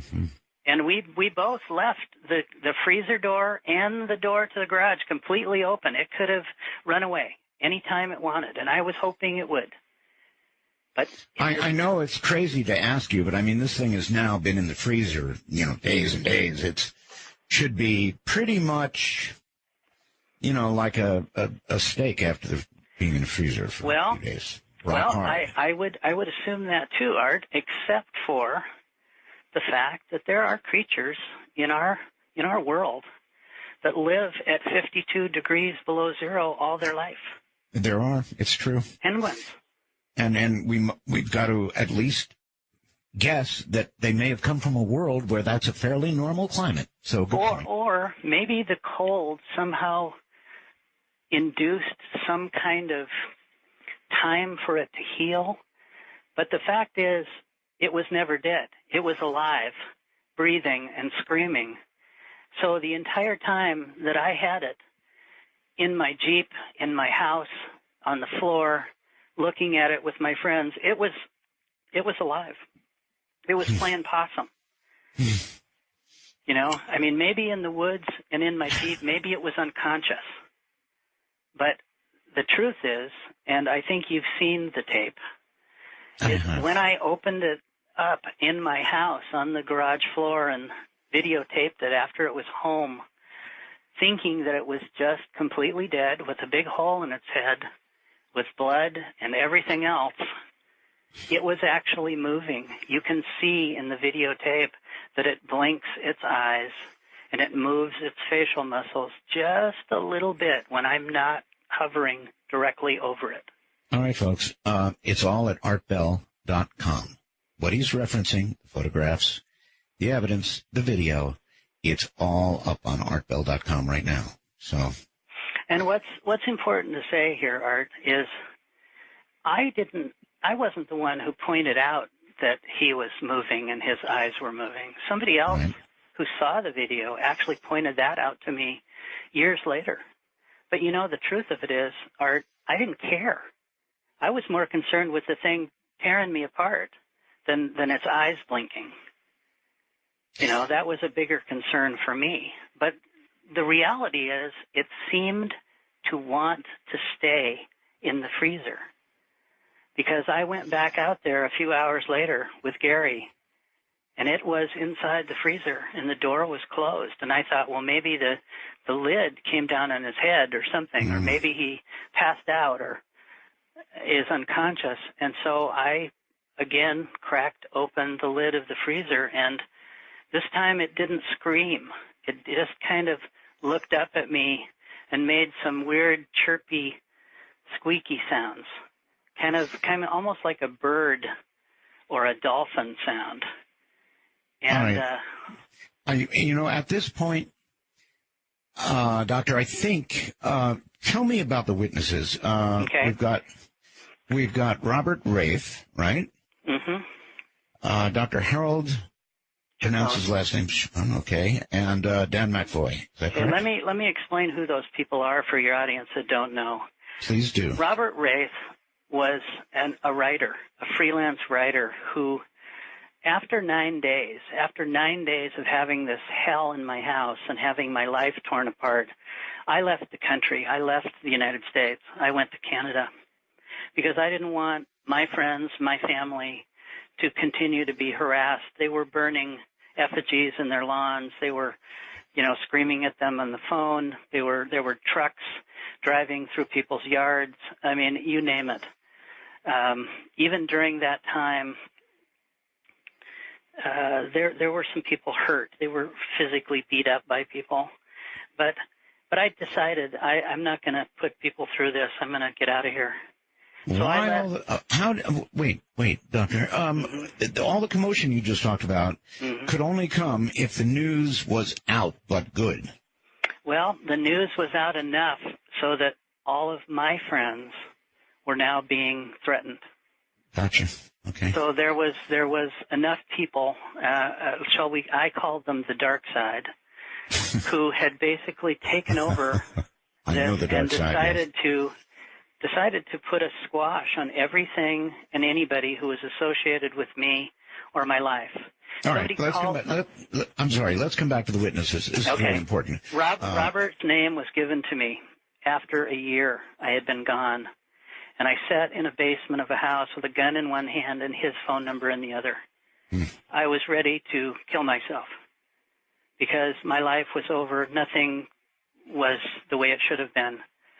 I couldn't do anything. I couldn't work. My job had been taken away from me. I'd lost thousands of dollars. My life had been erased. All of my accreditation from all my colleges was gone. So I figured I can shoot myself anytime. I might as well make this phone call. So I called this number, and these people said to me, Jonathan, what can we do to help you? We know you're in distress. Okay, well, this number wasn't Robert. This number was other people who I call the Alliance, who basically helped me, who basically got me healthy. I had lost over 100 pounds. I had been stealing food just to survive. You know, I was homeless for a year. And okay, we're way down the line in the story now. Well, not really. And now I called the number. The people told me, we'll get you better. And maybe you're going to want to talk to somebody about this story someday. Maybe you're going to want to chronicle this.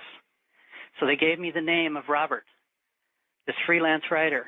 And I called him, and I talked to him, and I said, I've got a story, but I got to talk to you about it face to face. Okay.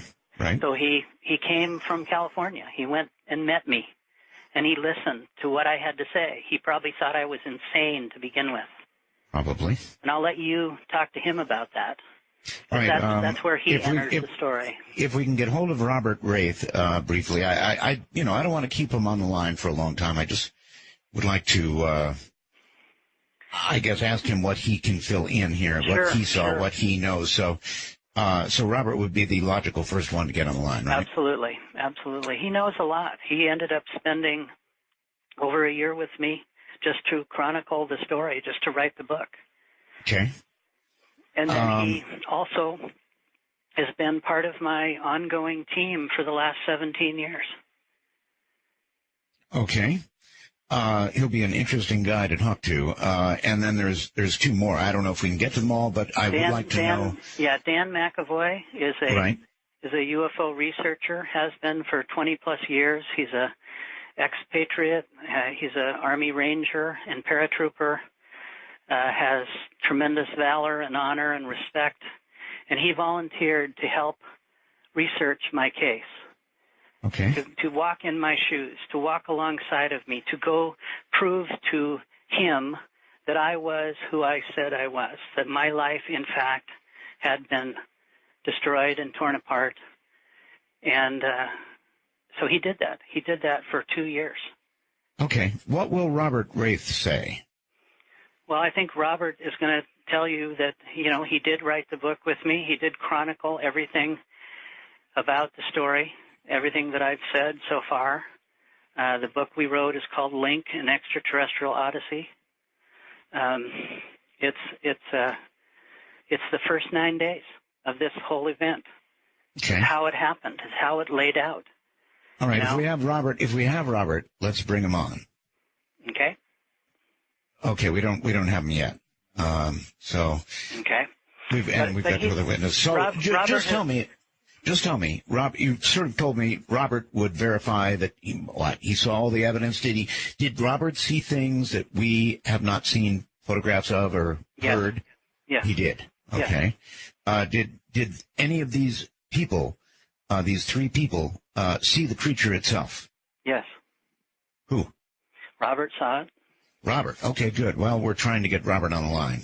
Okay. So, and Dan McAvoy, the other UFO researcher, saw and experienced a lot of what went on in my life and what has since gone on since I was on the radio with you, Art. For the last 12 years, he has walked with me. He has been with me different places around the world. He also has seen something that I call the Link artifact. Okay. And this is a silver bracelet-type object that I found in the forest next to the body when I originally encountered this situation. I didn't know what it was at first when I saw it under the brush. It almost looked like a silvery Coca-Cola can, but it wasn't. I picked it up and I put it in with the body and I brought it home. Okay. I guess we're having some difficulty getting hold of these folks. What we're going to do is take a brief break right here. Okay. See what we can do. We do have numbers and contact information for Robert Wraith and the other two witnesses. Whether we can get them through a jammed-up phone system We'll see. I'm Art Bell, and this is Dark Matter.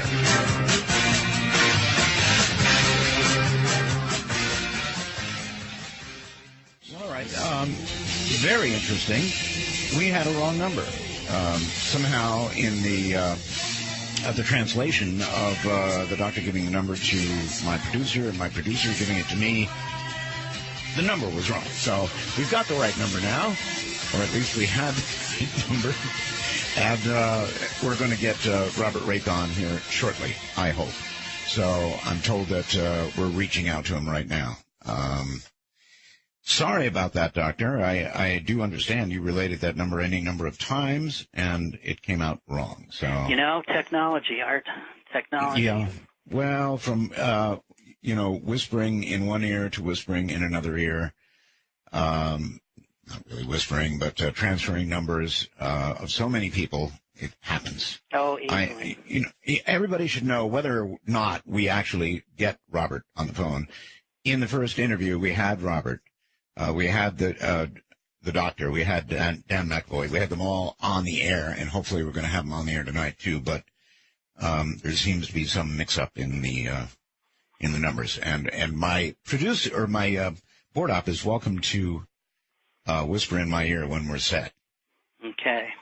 So, in the meantime, Robert would say that he saw the creature. Yes. Yes. Dr. Harold Chacon, he's a microbiologist, right? Harold Chacon is a microbiologist. Oh, and I'm sorry. He's an immunologist is actually what he is. He deals with biology and immunology and little things, microscopic things, and all those kind of virusy things. Okay. And he actually did some testing of some of the blood samples of this creature. What did he find? Well, it's interesting what he found. He found that there were 46 chromosomes, the same as we have, but 9 of the pair were different. They were not human, but they could only be identified of being similar to sea tortoise and something relating to dolphin. Huh. Isn't that interesting? All right. At what point did you... Yes, at what point did you get him involved? I mean... Well, he actually had called us after we had been on the radio with you. And he actually said he would be willing to help us if we needed anything. And I had gotten a hold of some of those samples that were sent away, luckily, and we took them to the head pathologist of the University of Washington Medical Center. Yes, sir. And I asked him if he would do a study of this tissue. And I did not tell him what it was. I did not state anything other than I wanted to know what it was. And he said, fine, I will take a good look at it, and, whatever we can figure out, I will let you know. Okay. We've got to close something out here because at this point, of course, the alien, when we last heard, was alive. Yes. What befell? What happened to the alien? During the rest of the days before I left town, left the country, I would go back into the garage and I would open the freezer, and it became familiar with me, I think more than I was with it. It at least no longer screamed at me.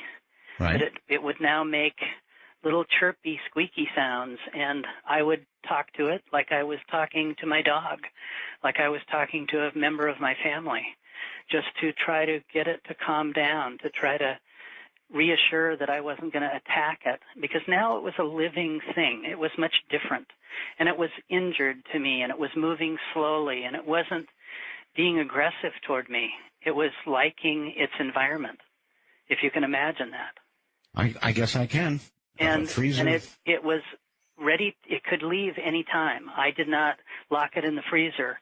It actually would get out of the freezer on its own, sit in front of the freezer, kind of rock back and forth in a very fluid motion, and look at me with these big 2-inch oval eyes and almost peer into my mind. It started to communicate through telepathy. It started to reach inside of me, and I could see images of my life as a child, as a young man, as if it was playing them to me like a movie in my mind.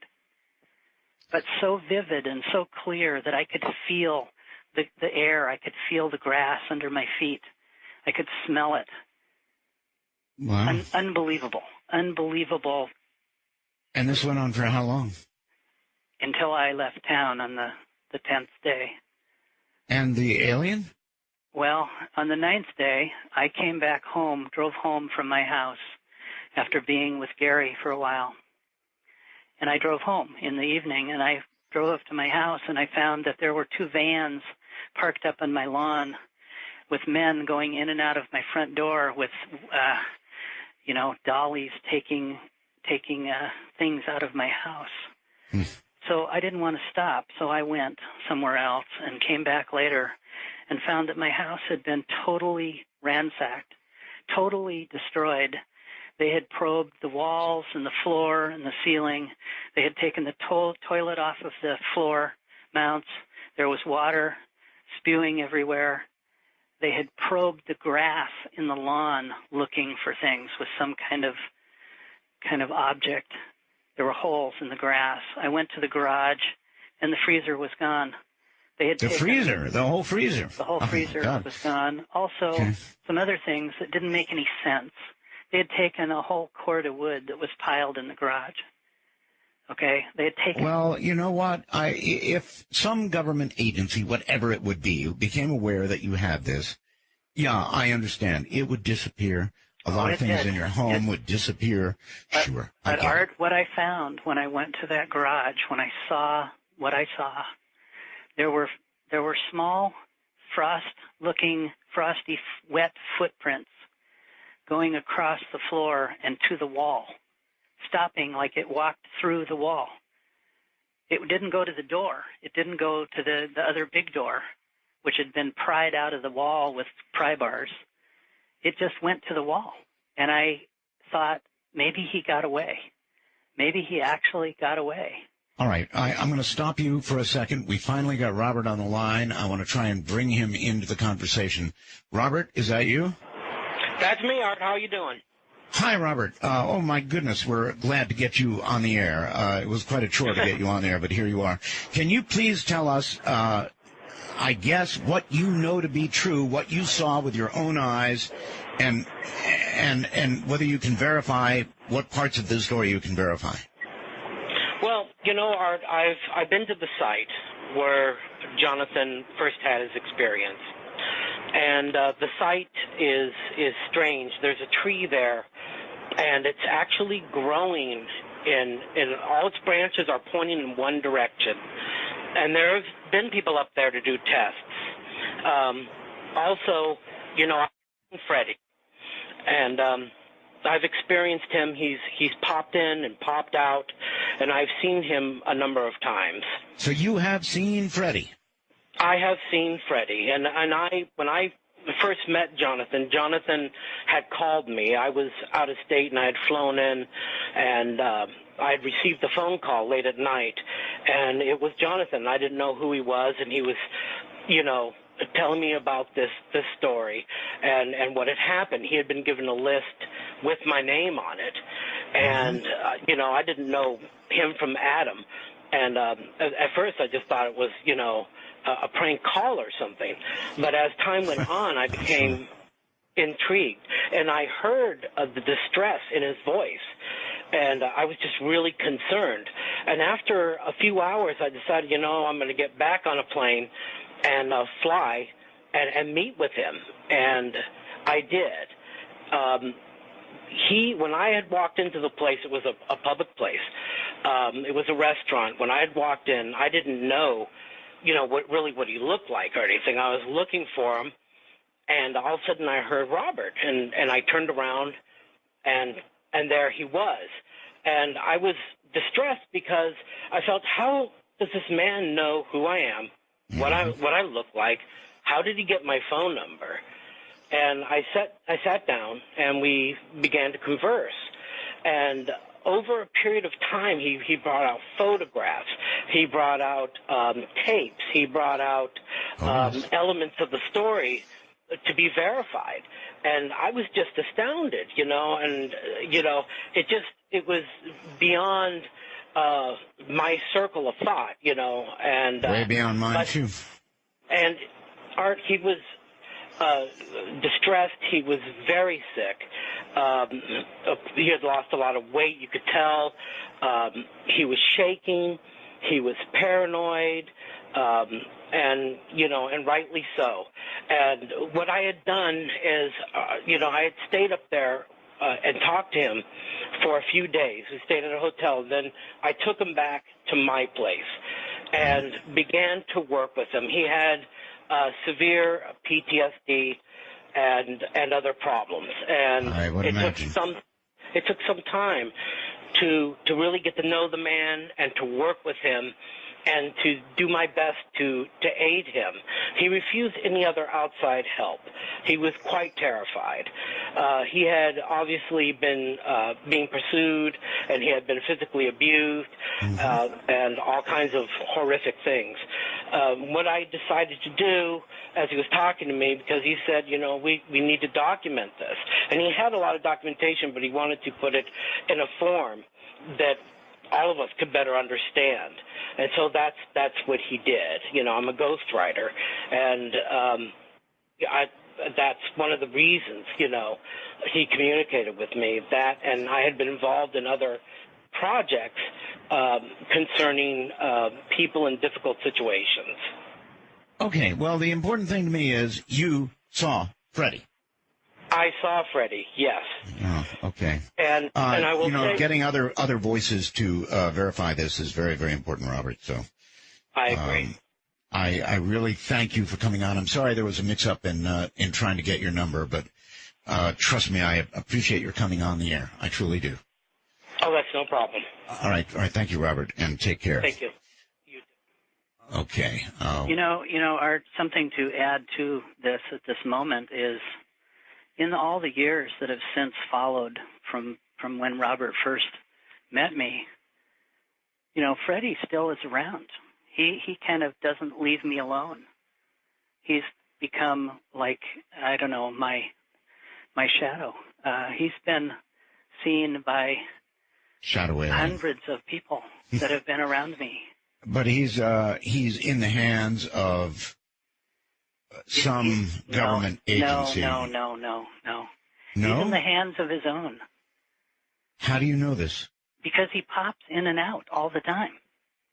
Right, but when you left, yes, after your house had been ransacked, right, Freddie was gone. So Freddie he walked out and went back to his own. As far as I am concerned, took the freezer with him? No, but the apparently the men in black took the freezer, but they didn't take him, because within about a month or so, Freddie just appeared in the room next to me. He just winked in and sat and watched me for about 10 or 15 minutes, and then he just faded out. And again, I thought I was having, insane illusions. Well, I've seen Freddie's picture on the website, Doctor, and he didn't look to be in great health at the time you took that photograph. Did he in some way heal? Well, as far as what I can figure out, during the time, the first 3 days when we were taking him in and out of the freezer, showing him to some of my colleagues and friends, right, I had actually taken a piece of duct tape and taped the skull flap closed on his head. Just so that just so that it wouldn't fall off with the shards of skin and other brain material that was there. I did it only out of the process of thinking it's not going to make a mess. Duct tape brain surgery. Well, it was dead, Art. I do understand. And the duct tape was in the garage. Maybe being in the freezer had a healing effect on him. Well, as far as what everybody has told me in years since, it must have. We know that there are some creatures, even on Earth here, that have brains that are kind of split in half in a way that they can pretty much function even on just half a brain. that their motor That's true. functions can still, and we even know with humans No, that it's true. in extreme brain injury, our brains have the amazing ability to reconnect to different parts of our own brain. You're absolutely correct. I know. I've heard of cases, people with half their brain destroyed are still able to articulate. It's amazing. Right, right. I know. So, good point. So the point is, he's alive and well and still visiting. And in some ways, it's a very strange situation, because even after knowing this, even after experiencing this time and time and time again, it's still terribly unnerving to me. It's not normal to have something just appear in the corner of the room or when you're sitting, in the bathroom. It's just unnerving to have this materialize. Doctor, in the next break, we're going to make an attempt to get hold of Dr. Harold Chacon, is it? Mm-hmm. Mm-hmm. Because anybody who had an opportunity to actually test tissue and blood samples and did a study is worth talking to. So we're going to attempt to get hold of him in the next break. It's kind of tough. Our phone system is jammed to the gills. But yeah, he was one of 3 people that did this testing. The other 2 are dead. Oh. Then there's one other thing, Doctor. I want to open the phone lines, and I want to allow people to ask questions. And some of them are probably going to be rough. Some of them are probably just going to be inquisitive. Some of them are going to be shocked. But I'd like to be able to open the phone lines and allow you to try and answer questions. I hope people will be polite. Were you given a lie detector test? Actually, Art, I experienced 2 of those, which 2. I set up myself. Okay. I basically asked to have it done through the UCLA crime department, criminology department, and also I did one in Seattle too. And okay, I don't want to be impolite. I don't want to be impolite, but I do want to ask these questions. Yes, I passed them both. Incredible stories and incredible proof and all of that sort of thing, right? Absolutely. Okay. Before we go to the phones, is there anything else really important? I know the story goes on and on. At one point, you were shot. Yes. I remember that. But even with long-form talk radio and the luxury of all the time we have, we've already chewed up a lot of it, so I want to be able to open the lines. Anything else you really, really want to get out before we do that? Well, the device, the cuff that I found that I call the Link artifact, right, is functional. It's functional? It's functional. Its function is what? Well, it's kind of a communication device and also a type of teleportation device. And you have this device now? I still have it. It's not in my possession, but I still have it. It's in good hands in non-communist Russia. Yeah, I think I'd have it in a very, very safe place myself. And what it does is truly fantastic. Let me tell you something, and everybody else at the same time. I was mailed some pieces that were allegedly from a UFO, one that crashed back in Roswell. And I've held on to those. I gave Larry King a piece, and I've held on to those pieces for a very, very long time. Linda's had them professionally tested, and Linda Moulton Howe, and she'll be on the program to talk about it. But what I'm getting at here is I've had some disturbances around those objects. And because of that, I've kept them in a very, very safe location. So yes, don't come looking because it's already happened. That's right. And it's already in a safe place beyond my control. So I don't blame you. I don't blame you a bit. But what's kind of interesting, Art, is the materials that you found in your pieces of metal are also in my piece. Oh, I had The Link Bismuth artifact was analyzed in Osaka, Japan in 1999 by the University of Osaka.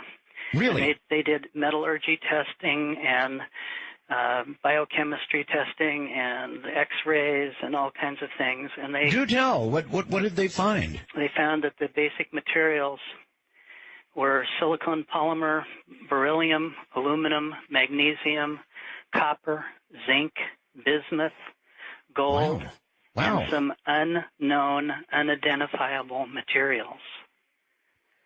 That the layers inside of this thing, even though it's very thin in its actual thickness, it's only about 3/16 of an inch thick, is Right. made up of layer after layer of micron-type layers, 3 to 4 microns in depth, Wow. that is like plant material, like the fibers in a plant leaf.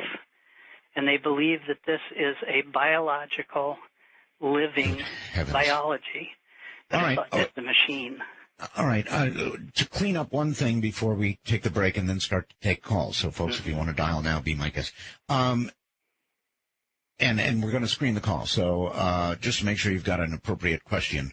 The obelisk itself, did anybody go back? Did anybody check whether it was still there? We did the next day. We drove back. Gary drove back, took a trailer and chains and a truck, and he was bound and determined to drag that thing out of the forest one way or another.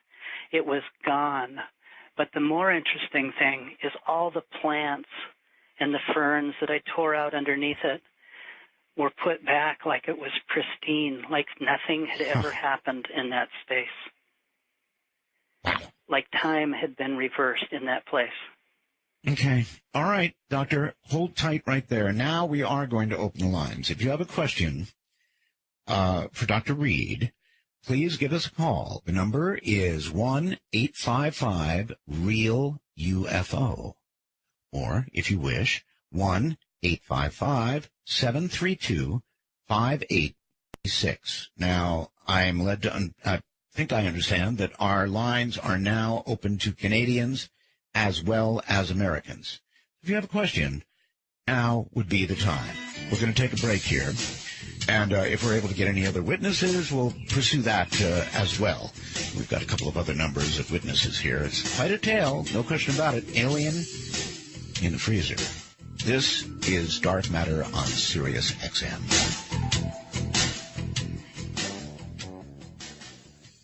It's a pleasure to be with you this night. My guest is Dr. Jonathan Reed, and I hope you've heard the story. If not, there's not going to be any way to catch you up. You'll have to get it on the repeat. But we're talking about an alien encounter, a very, very, very serious alien encounter. And we've got another witness who's coming forward. He would be Dan McAvoy, who is a UFO research investigator. We've got a call in to the microbiologist as well. But Dan McAvoy, if you're there, speak up now. Hi, Art. How you doing? Hey. It's great to be back on and your show to be back on here. Something sorely missed. Oh, thank you so very much. No. Supposed to say Roswell's. All right. As briefly as you're able, Dan, you are a UFO research investigator. Yes. Mm-hmm. And how did you get in contact with Jonathan, and what did you do? Well, I had heard him on your show back in 1999, I believe it was, and I was intrigued, and then heard him again on the show, and then realized that out in Laughlin, Nevada, there would be a convention where he would speak for the first time and present his book and his information. And I decided to go out there, and as you would say, I wanted to take that ride. And I wanted to do it on this because this was not like anything else that I've seen. We've seen lights in the sky, we've seen possible abductions, but this goes way beyond. Way beyond, yes. Okay. In what way can you witness for him? Well, I have, of course, spoken to people, videotaped people that knew him, professors, friends. I documented his life. We spent 15 years together doing this. And I guess, the probably the strangest or most climactic experience was when Jonathan and I went to a hotel room with two other folks, and we shut the door, and everything was, lit as it should be. We sat across from these two folks at a table. Basically, they said, "Jonathan, do you feel like doing this?" "Sure." And he said, "Absolutely." And with that, one of them pulled a blue blanket, not blanket, but a blue wrap cloth out of his jacket pocket, and he laid it on the table, and it turned out to be the linked artifact itself, not encased in anything. It was just there. Okay. And Jonathan grabbed it, and before the three of us could do anything, he had already put it on his wrist, and it began to seem to clamp down on his wrist because of the three needles that are on the underside. And it seemed to turn blue, and the hardest part is that I think it was a form of teleportation because he wasn't there. After that, he shook violently, and then it appears he was gone out of the room. When you say he shook violently, Jonathan, is that the same kind of shake that you observed with the creature? I don't know if Jonathan's still there. I don't. Okay, well, let me just ask you, was it that kind of vibration? I'm sure you've heard him describe it a million times, that alien vibrating at such a fast rate. Was it like that? It was like that, and that's what leads me to conclude that perhaps it was an interdimensional thing because of the vibration, and it is similar to the vibrations that that the alien and his dog encountered. It was almost too hard to see, and then perhaps in those kind of moments, minutes can seem like seconds, and within that time, I don't know, 15, 30 seconds, a minute at the most, there was a flash of light from up in the corner, sort of a golden light, and there he was. I mean, just as he was sitting at the table 2 minutes ago. So you actually saw him disappear, and you saw him reappear. Exactly. Okay, and you work with the J. Allen Hynek Group, and you worked with MUFON, right? Well, yes, and, this case has put a schism between those folks. There's been so much controversy, that they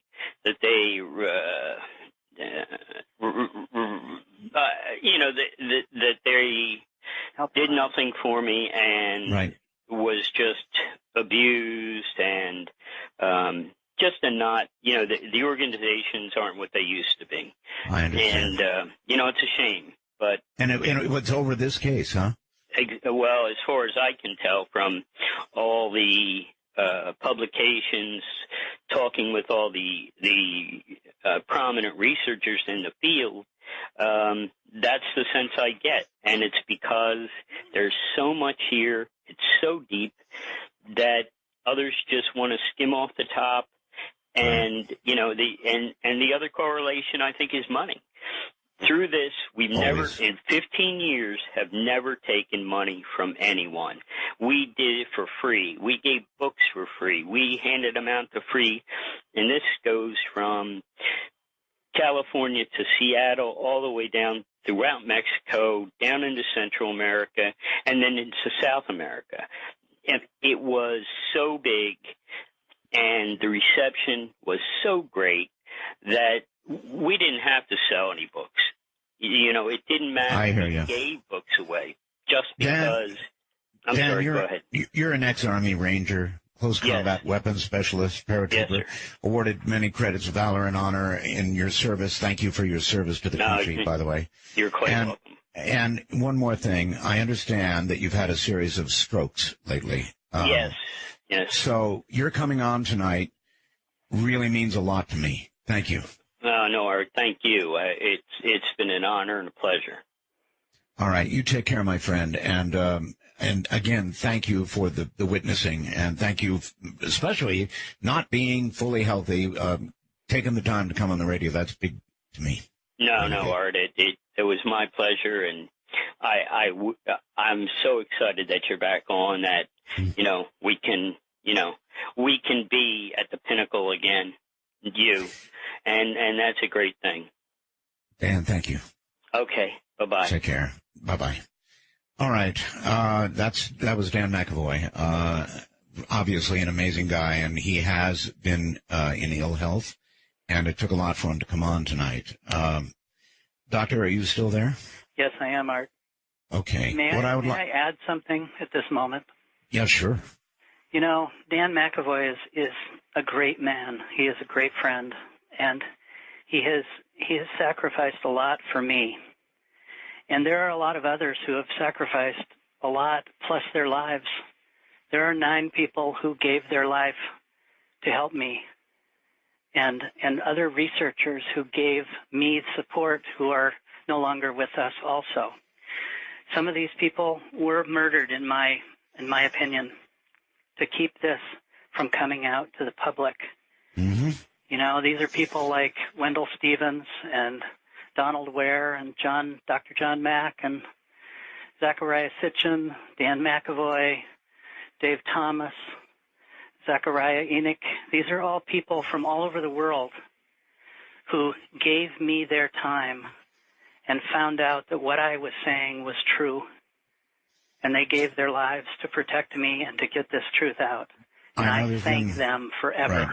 There's been so much controversy around this case. All right, Dr. Reed, we're going to take some calls, if that's okay with you. Yes, perfect.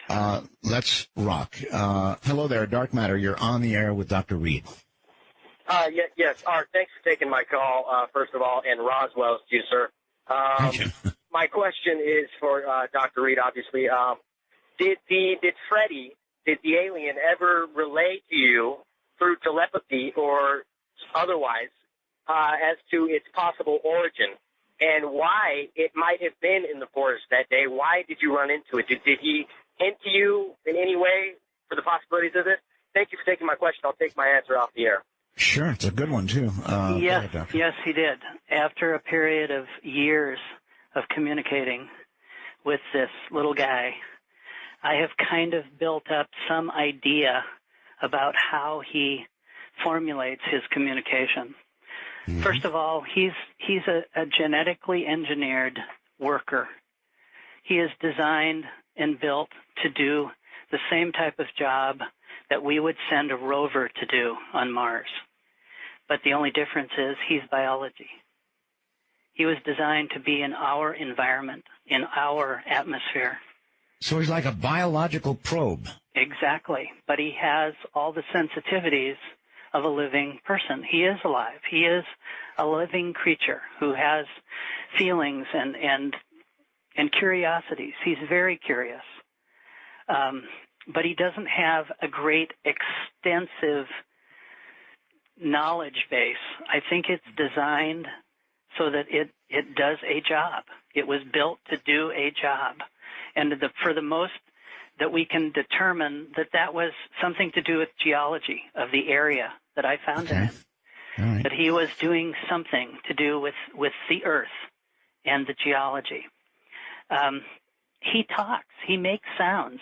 I even have a recording of what it sounds like when he was in the garage with me, when he would make this chirpy, squeaky sound. Do you have that with you? Yes, I can play it. Play it. Part of it. Okay, it's a little difficult to hear, but you'll hear me in the background. Go for it.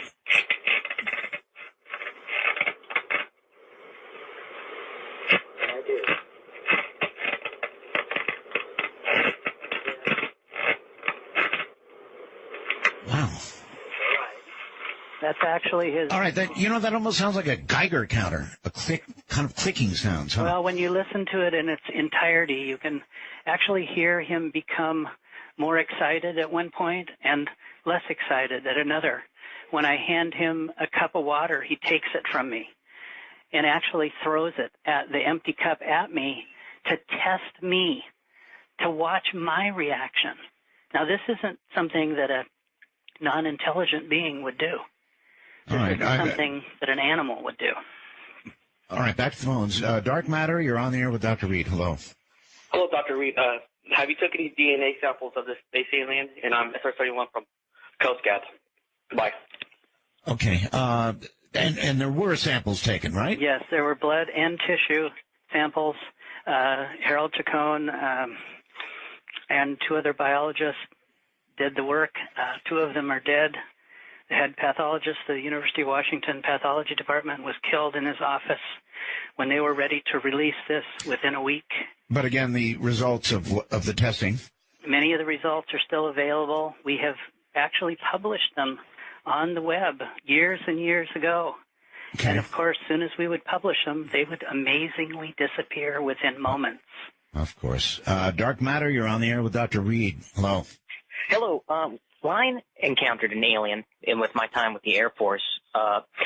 It made those strange noises, too, and I could see the membrane in its mouth moving around. And the closest thing that I've ever heard recorded, unfortunately, that recording, it was really hard for us to hear. It made wind chime-like noises that the closest thing I've ever heard of was the demon-possessed children. Sometimes they'll make tones that sound like wind chimes that are just things that a human vocal cord couldn't make. I'm just wondering if you could tell us any more about the chimes and sounds. He did make kind of a whistling, chiming sound sometimes. And I think it depended on his mood, his curiosity at the moment. He was extremely afraid, just like I was. You're right, Doc. He's right. That holding the phone up to that was insufficient. To me, it sounded like clicks, and I'm sure to the audience it did as well. It didn't go beyond that. But when you're trying to, just hold a phone line, you're a player, it doesn't work that well. But yes, he did make these kind of sounds. And to answer the previous caller, we believe that he's from either Orion or the Andromeda area of the sky.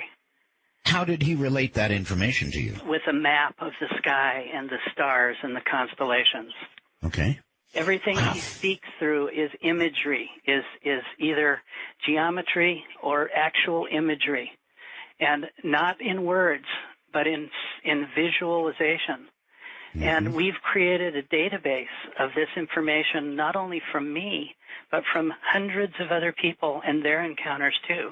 That's currently what I'm doing, is working with a Russian space communication group to build a database to communicate directly with them. Dark Matter, you're on the air with Dr. Reed. Hello. Yeah, hey, first, Art, I just want to say Roswell. And Dr. Reed, I was wondering, okay, now if I understand your description correctly, Freddy was an organic being aided by inorganic technology. And actually I have a two-part question. The unfortunate loss of your dog, do you think that was just a reflexive fear-threat reaction? And did Freddy you think he used his own capabilities or the technology? Okay. In regard to this, I believe that Freddy probably was only defending himself when my dog came upon him. And it was like as if we were attacked by a wild animal. You do whatever you have to do to defend yourself, your life. And I believe that's actually what he was doing, but I believe that the technology of his suit, of this black suit that expanded itself around the head of my dog, was a defense mechanism to protect Freddy himself.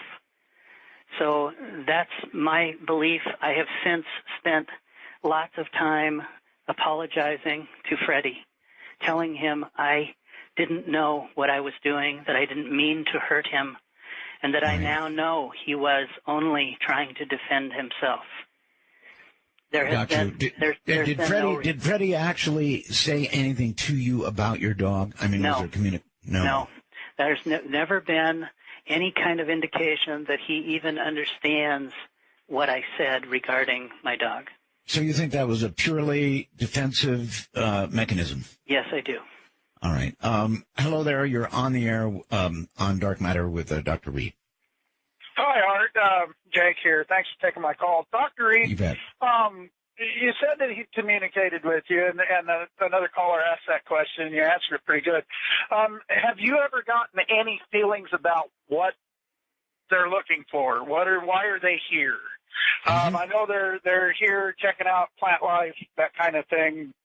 But what is their purpose? Is there something more that they're wanting to do? Yes, there is. Wonderful question. Okay. It's very involved, the answer, but the short answer is yes, I have a pretty good idea of what they are doing. They are caretakers. They are caretakers of life, not only of plant life, but all life. This planet is nothing more than a huge, huge melting pot of life, a jewel in the universe, as some would say, where beings, where creatures have been put possibly to thrive and survive. And maybe we are the same. Maybe we are part of that group that was put here, and that we are also being carefully tended to, carefully loved. Were you made aware of his mission? I mean, for example, that encounter in the woods and the obelisk, he had to be in the middle of some mission or movement or something to be there at that time for you to have that encounter. What was Freddie doing? Were you ever made aware? It was something to do with the geology of the area, that they were monitoring something to do with that area. What's very interesting is if you take a compass up to that location, it'll just spin. It'll just spin endlessly. Really? And other people have gone there. And to this very day? To this very day. Other people have gone there and checked out radiation samples, ground samples, and found that there is an extra amount of radiation that seems to be in a 300-foot degree area. More evidence. There is so much, Art. It's mind-boggling. All right. Dark Matter, you're on the air with Dr. Reed. Hello. Hello. Yes. Oh, I'm sorry. I didn't know I was on the line there. You are. Roswell's to you, Art. Thank you. Jonathan, I'm wondering that object that you described being stationary, that sounds an awful lot like me, like an obelisk. Like 2001. Well, that is what I called it, the obelisk. Okay. And when you fell against it and you froze your hand, I'm wondering if that was its living chamber, where it's the same as if it was in your freezer. I don't think so. I never felt that about that. I felt more that it was a doorway, maybe an interdimensional doorway that allowed him to come and go there using slipping dimension to travel through time and space. Okay.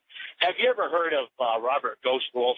Yes. In fact, I have spoken with Robert Ghostwolf many times. I've interviewed him. Sure. I remember I've been a long-time listener to Art since 93.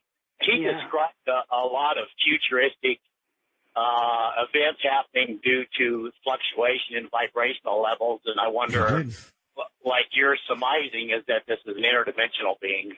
Absolutely. Okay. We felt the same way, and when talking with Robert, he said the same thing, that this was definitely that.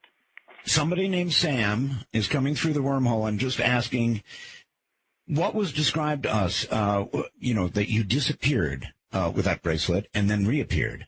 Sam is asking, where did you go? Are you able to tell us where you were during that apparent teleportation? Sure. I became very, very violently in the moment when I put it on. It becomes a huge pressure inside of my chest, almost what must feel like a severe heart attack. It radiates to my extremities. I start to lose my sight down to almost a a singular or tunnel type vision that becomes almost black, and then all of a sudden it becomes completely clear. And I was in a large, oval, egg-shaped room, probably 50 feet high, 30 feet wide. And in that room was standing another entity, and I'm very careful about how I say this, that was probably 10 to 15 feet high, standing off the side of this wall, looking down on me. It was gold. It was large. It looked like it had big golden robe wrapped around it, almost like it had wings and a shape without a complete face. But in this second, when I was there, I was inside of it. It was inside of me. It was like being in the presence of an angel or God. Did it communicate to you? It communicated before I could even say anything. It was answering my thoughts. It was telling me, you are important. All life is important in the universe. There is one creator for all life, but we all have to work together to find the harmony in this life. And that is their job. All right, Doctor, hold tight. Dr. Jonathan Reed is my guest. You're listening to Dark Matter exclusively on Sirius XM Radio. I'm Art Bell.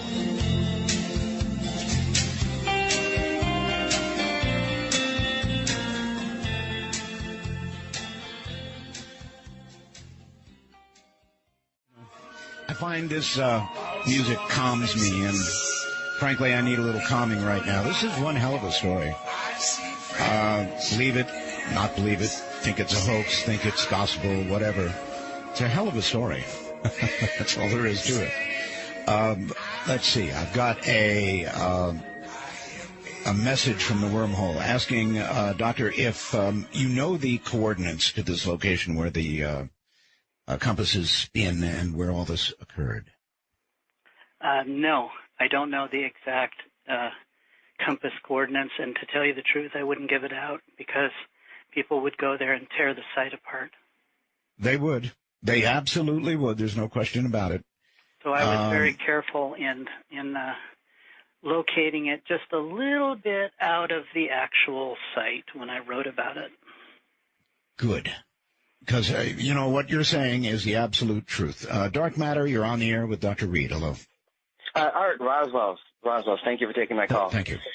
My initial call that I told the screener has been answered several times. So to jump from that, Dr. Reed, I was curious. You said that the alien spoke to you talking about how life is very important, and I was wondering if it had given you any sort of sense that it's or they believe the human race to be a bit arrogant in assuming that we are the highest form and most important directive of life on this planet. Well, first of all, the one who told me about their feelings toward us was what I call the elder, one of the elders, which is a totally different kind of being from Freddie. This is a light being. This is energy, just pulsing energy that was inside of me the second I was there. I didn't want to leave. I didn't want to ever leave that spot. I've never felt so much love and tenderness in my life. It was like being in the arms of your mother. There was no feeling that we're arrogant to them. There was a feeling that we're naive, that we're young and we're very undeveloped, and that we need time to grow and nurture and feel what this life is really all about. That this life is to be lived, to find the harmony, to find the frequency in our lives, to learn to find that energy, that love that we are supposed to be experiencing. No complaints about American exceptionalism, huh? No. Okay. No identification of said area or territory. Okay. Dark Matter, you're on the air. Hello. Hey, Art, you there? I am indeed. Mega Roswells to you, Art. Mega Roswells. Thank you. Hey, Dr. Reed, real quick, I'll cut to the chase and listen off the air, but obviously, Freddie has turned your life upside down and many others around you. If you could take it all back, would you? Would you not want to be the one that had to deliver the message? Thank you. What a great question. Thank you. Great question. If you could undo it all, if you could just have it disappear, kind of like you do with a bracelet, would you do that? Well, on one side of that question, absolutely. I had a great life prior to this. I had all the things that represent the American dream. But since then, since all that was taken away, what I was left with was the ability to see beyond what life I had before. And now I know that there is so much more to this life. There is so much, shall we say, miracles everywhere. And I'm not talking about religion. I'm talking about the magic of life, of nature. Itself, yes. Well, the question was, would you undo this? Would you undo it? No, no. Not by what I now know. Because I remember when I first interviewed you, I think you would have undone it, but quick. Well, that's what I said originally when it had torn my life apart. I was left with nothing. But in the last 10, 12 years, since I stopped publicly speaking, since I decided to basically court the science side of life one more time, I have been sought out by science groups and universities all around the world. I have spoken to heads of state and heads of countries about this. I was invited by the Vatican 1 month ago to speak with the new Pope. Oh, isn't that interesting? Are you going to do it? I've done it. You did it? I did it. Who told me, Jonathan, you are a messenger for all of us. You spoke to the Pope? I stayed in the Vatican for 4 days. Holy smokes. No pun intended. An incredible you were invited? You were invited to the Vatican? I was invited for two reasons. One, I had met the past Pope when I was in the hospital in Mexico some years back, and he happened to be in Mexico. And he was visiting the hospital, and I had an opportunity to talk to him because I was sick in the hospital also. I had actually died for 19 minutes. And you actually arrested? Physical signs all gone? Wow. Yes. That's another subject I'm really interested in pursuing. And he came to talk with many people, not just me, but he said that this is a good thing. He actually asked me, Pope Benedict asked me, how can we help them? How can we help the aliens? Okay. Dark Matter, you're on the air with Dr. Reed. Hello. Hello. Yes. Well, I'd like to ask Dr. Reed, was the alien wearing clothes, and did you feel them? Was he wearing shoes? How many fingers did he have? Yes, he had a black suit on, similar to what I would reference like spandex, that was a one piece of material, no seams, no zippers, almost like a turtleneck type thing that covered his hands, his feet, his body, his legs, his torso, everything.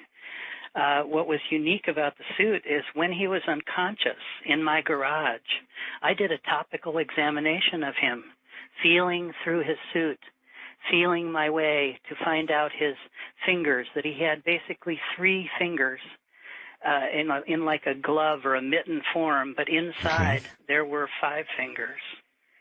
Wow. He had basically the same anatomy that a human would have, except some small additions. But then one thing was very interesting is I took an X-Acto knife and I attempted to cut the suit. And as I cut a 2-inch strip in it, it sealed itself up. Oh. And then I cut it again, and it sealed itself up again. And the third time, it wouldn't let me cut it at all. Really?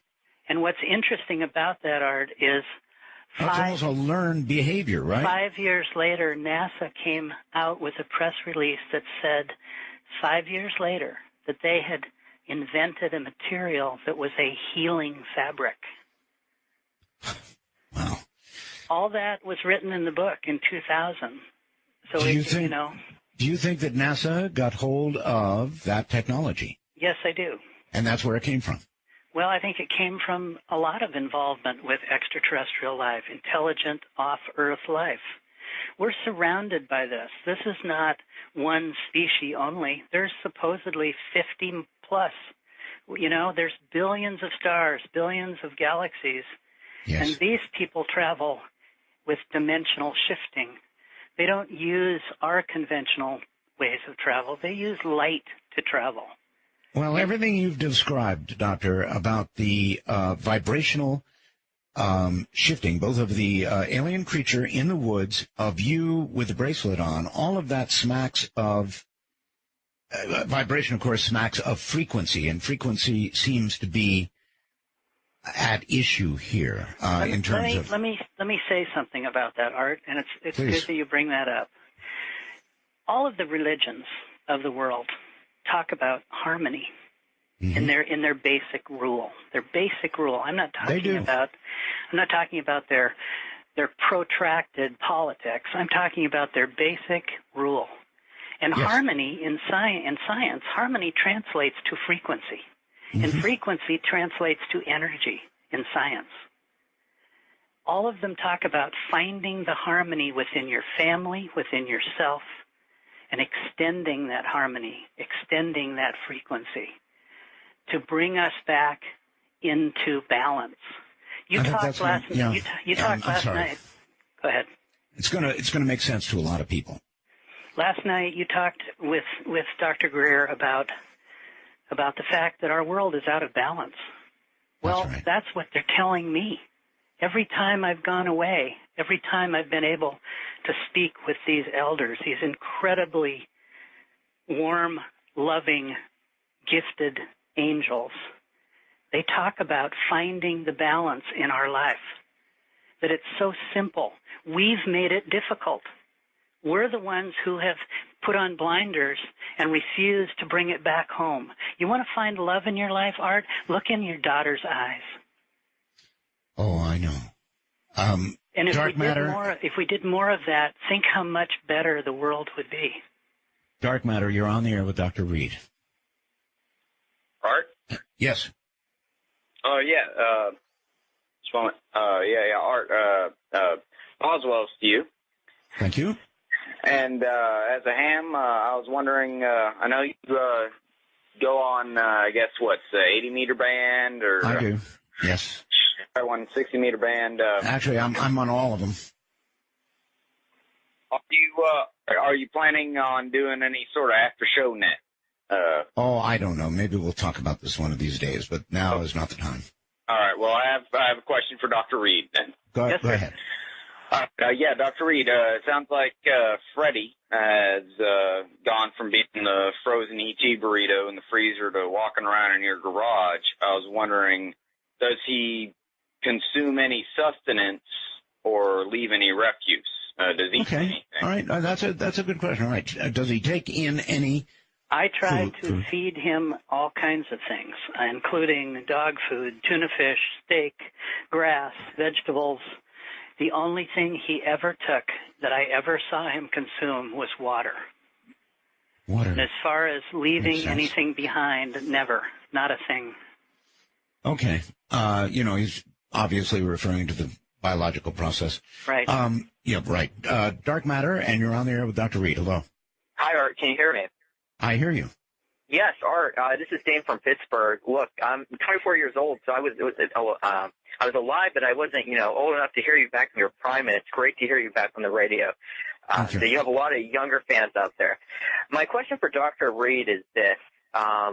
What, if anything, I think the previous caller was asking, did the alien eat anything, or did he steal anything from you? Did he take anything from you? I mean, he was in your freezer, so did you have any pizza rolls missing or anything missing?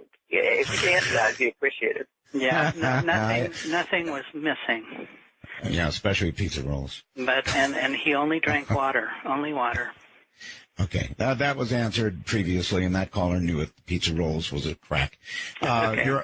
Yeah, Dark Matter, you're on the air. Hello? With Dr. Reed. Yes, hi. Yes, I was wondering, when the alien was peering into Reed's mind, did he notice if it had any brain damage from the injury? Also, the entire time it was out of the freezer, did he ever notice it having any scarring, or if the injury had healed, if it regenerated at all? He has a scar on his head to this day, just as if we would have a scar on my body or your body. It remains. He is biological. He has biology just like we do, and the scar remains. In regard to him moving and being in my presence in the garage during the first 9 days, he moved in and out of the freezer like a fluidity that I had never seen, like a gymnast that was so graceful and so slow, but so powerful. It was just beautiful to watch.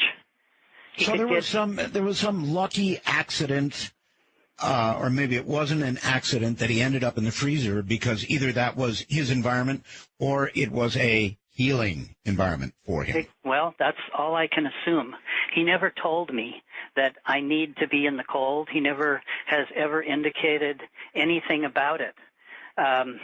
He was free to come and go. I was so afraid of him during those first days that I would have been happy if he would have left on his own. Oh, I'm sure. All right. Dark Matter, you're on the air with Dr. Reed. Hi. Art Bell. Yes, ma'am. Wow, I have a question for first Roswell's, and I have a question for Dr. Reed. I once saw a UFO, and I had this telepathic communication that was 2 or 3 seconds long, and it was large amounts of information that I won't go into. Was it like that, communicating with your alien? Exactly. In fact, when he would do it, it was like a fire hose being squirted into my brain. I had to ask him verbally to slow down because I would get these intense migraine headaches the second I was in his presence. So he learned to slow down for me. Rein it in for you. Wow, that is fascinating because that just sort of validates my own experience. All right. Thank you very, very much. Yeah, kind of like a massive download, boom, like that. Absolutely. And there are, again, I'm going to say, this is not just about me. There are thousands of people all over the world who I've spoken to, you know, who have had very similar experiences. I know, but you're the one who's left with so much physical evidence. So many of the cases are circumstantial is the word I guess I would use. They just don't come with the kind of incredible amounts of evidence that you've got, Doctor. Dark Matter, you're on the air with Dr. Reed. Hello. Hi, Art Roswell's to you. And, Doctor, my mental buffers are backing up with questions about the bracelet, so I'll go quickly and be brief. I was surprised in the interview you mentioned you had some health problems since all this started happening. I almost expected you to say when you put the bracelet on that it had healing properties for you. My question, plural, is, number one, is there any ongoing testing or research with regard to this bracelet and its properties? And the second question is, has anybody else ever put it on? I would have brought it and asked the pup to put it on. Well, first of all, yes, somebody else has tried to put it on. In fact, the initial person who put it on after I did was Robert, and he was immediately sick for about a week. I mean, really, really sick, like I was in the woods. Now, he didn't go anywhere, but he put it on when I happened to be going to the bathroom in the other room just to try it, and it didn't work. Now, two other scientists have attempted to try it, and both of them are dead. One died immediately, and the other one died a week later. It is being tested, and it is being used for the communication that we are setting up. Something you need to know, Art, and I need to say this. Sure. This is not just about ETs. This is not just about visitors from other planets. This is about life and how we all need to evolve and need to extend ourselves to other life. That's what they're telling me. That's what they're telling many other people. In the visits that I've done to use this artifact, it's like being in the presence of God. But I try to take that out of it. I try to see it for the science and the information that I can get out of it. But I understand why you would feel that, though. I do understand. We are being shown and given direction that probably has been given to us for centuries by a teacher here and there, all over time. I am not special. I didn't want this to happen. I could have much preferred to give this to you, Art, than for me to do this. But for some reason, I have this responsibility. And I've decided, since so much of it now has encompassed my life and changed my life for the better, I have decided I will take the responsibility to tell people simply what I know. Nothing more, nothing less. All right, Doctor. We've got one more break and one more round of questions, and that's it. Dr. Jonathan Reed is my guest. This is Dark Matter. I'm Art Bell, exclusively on Sirius XM Radio.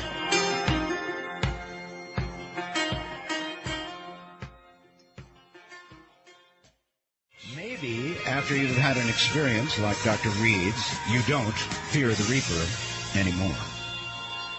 Good evening, everybody. I am Art Bell, and Dr. Reed is still here. We'll take some more questions with what time we have left. Hello, you're on the air. Dark Matter's listening. Hi. Art Bell. Yes, sir. Roswell's. Roswell's, thank you. I had recently seen an interview with a doctor.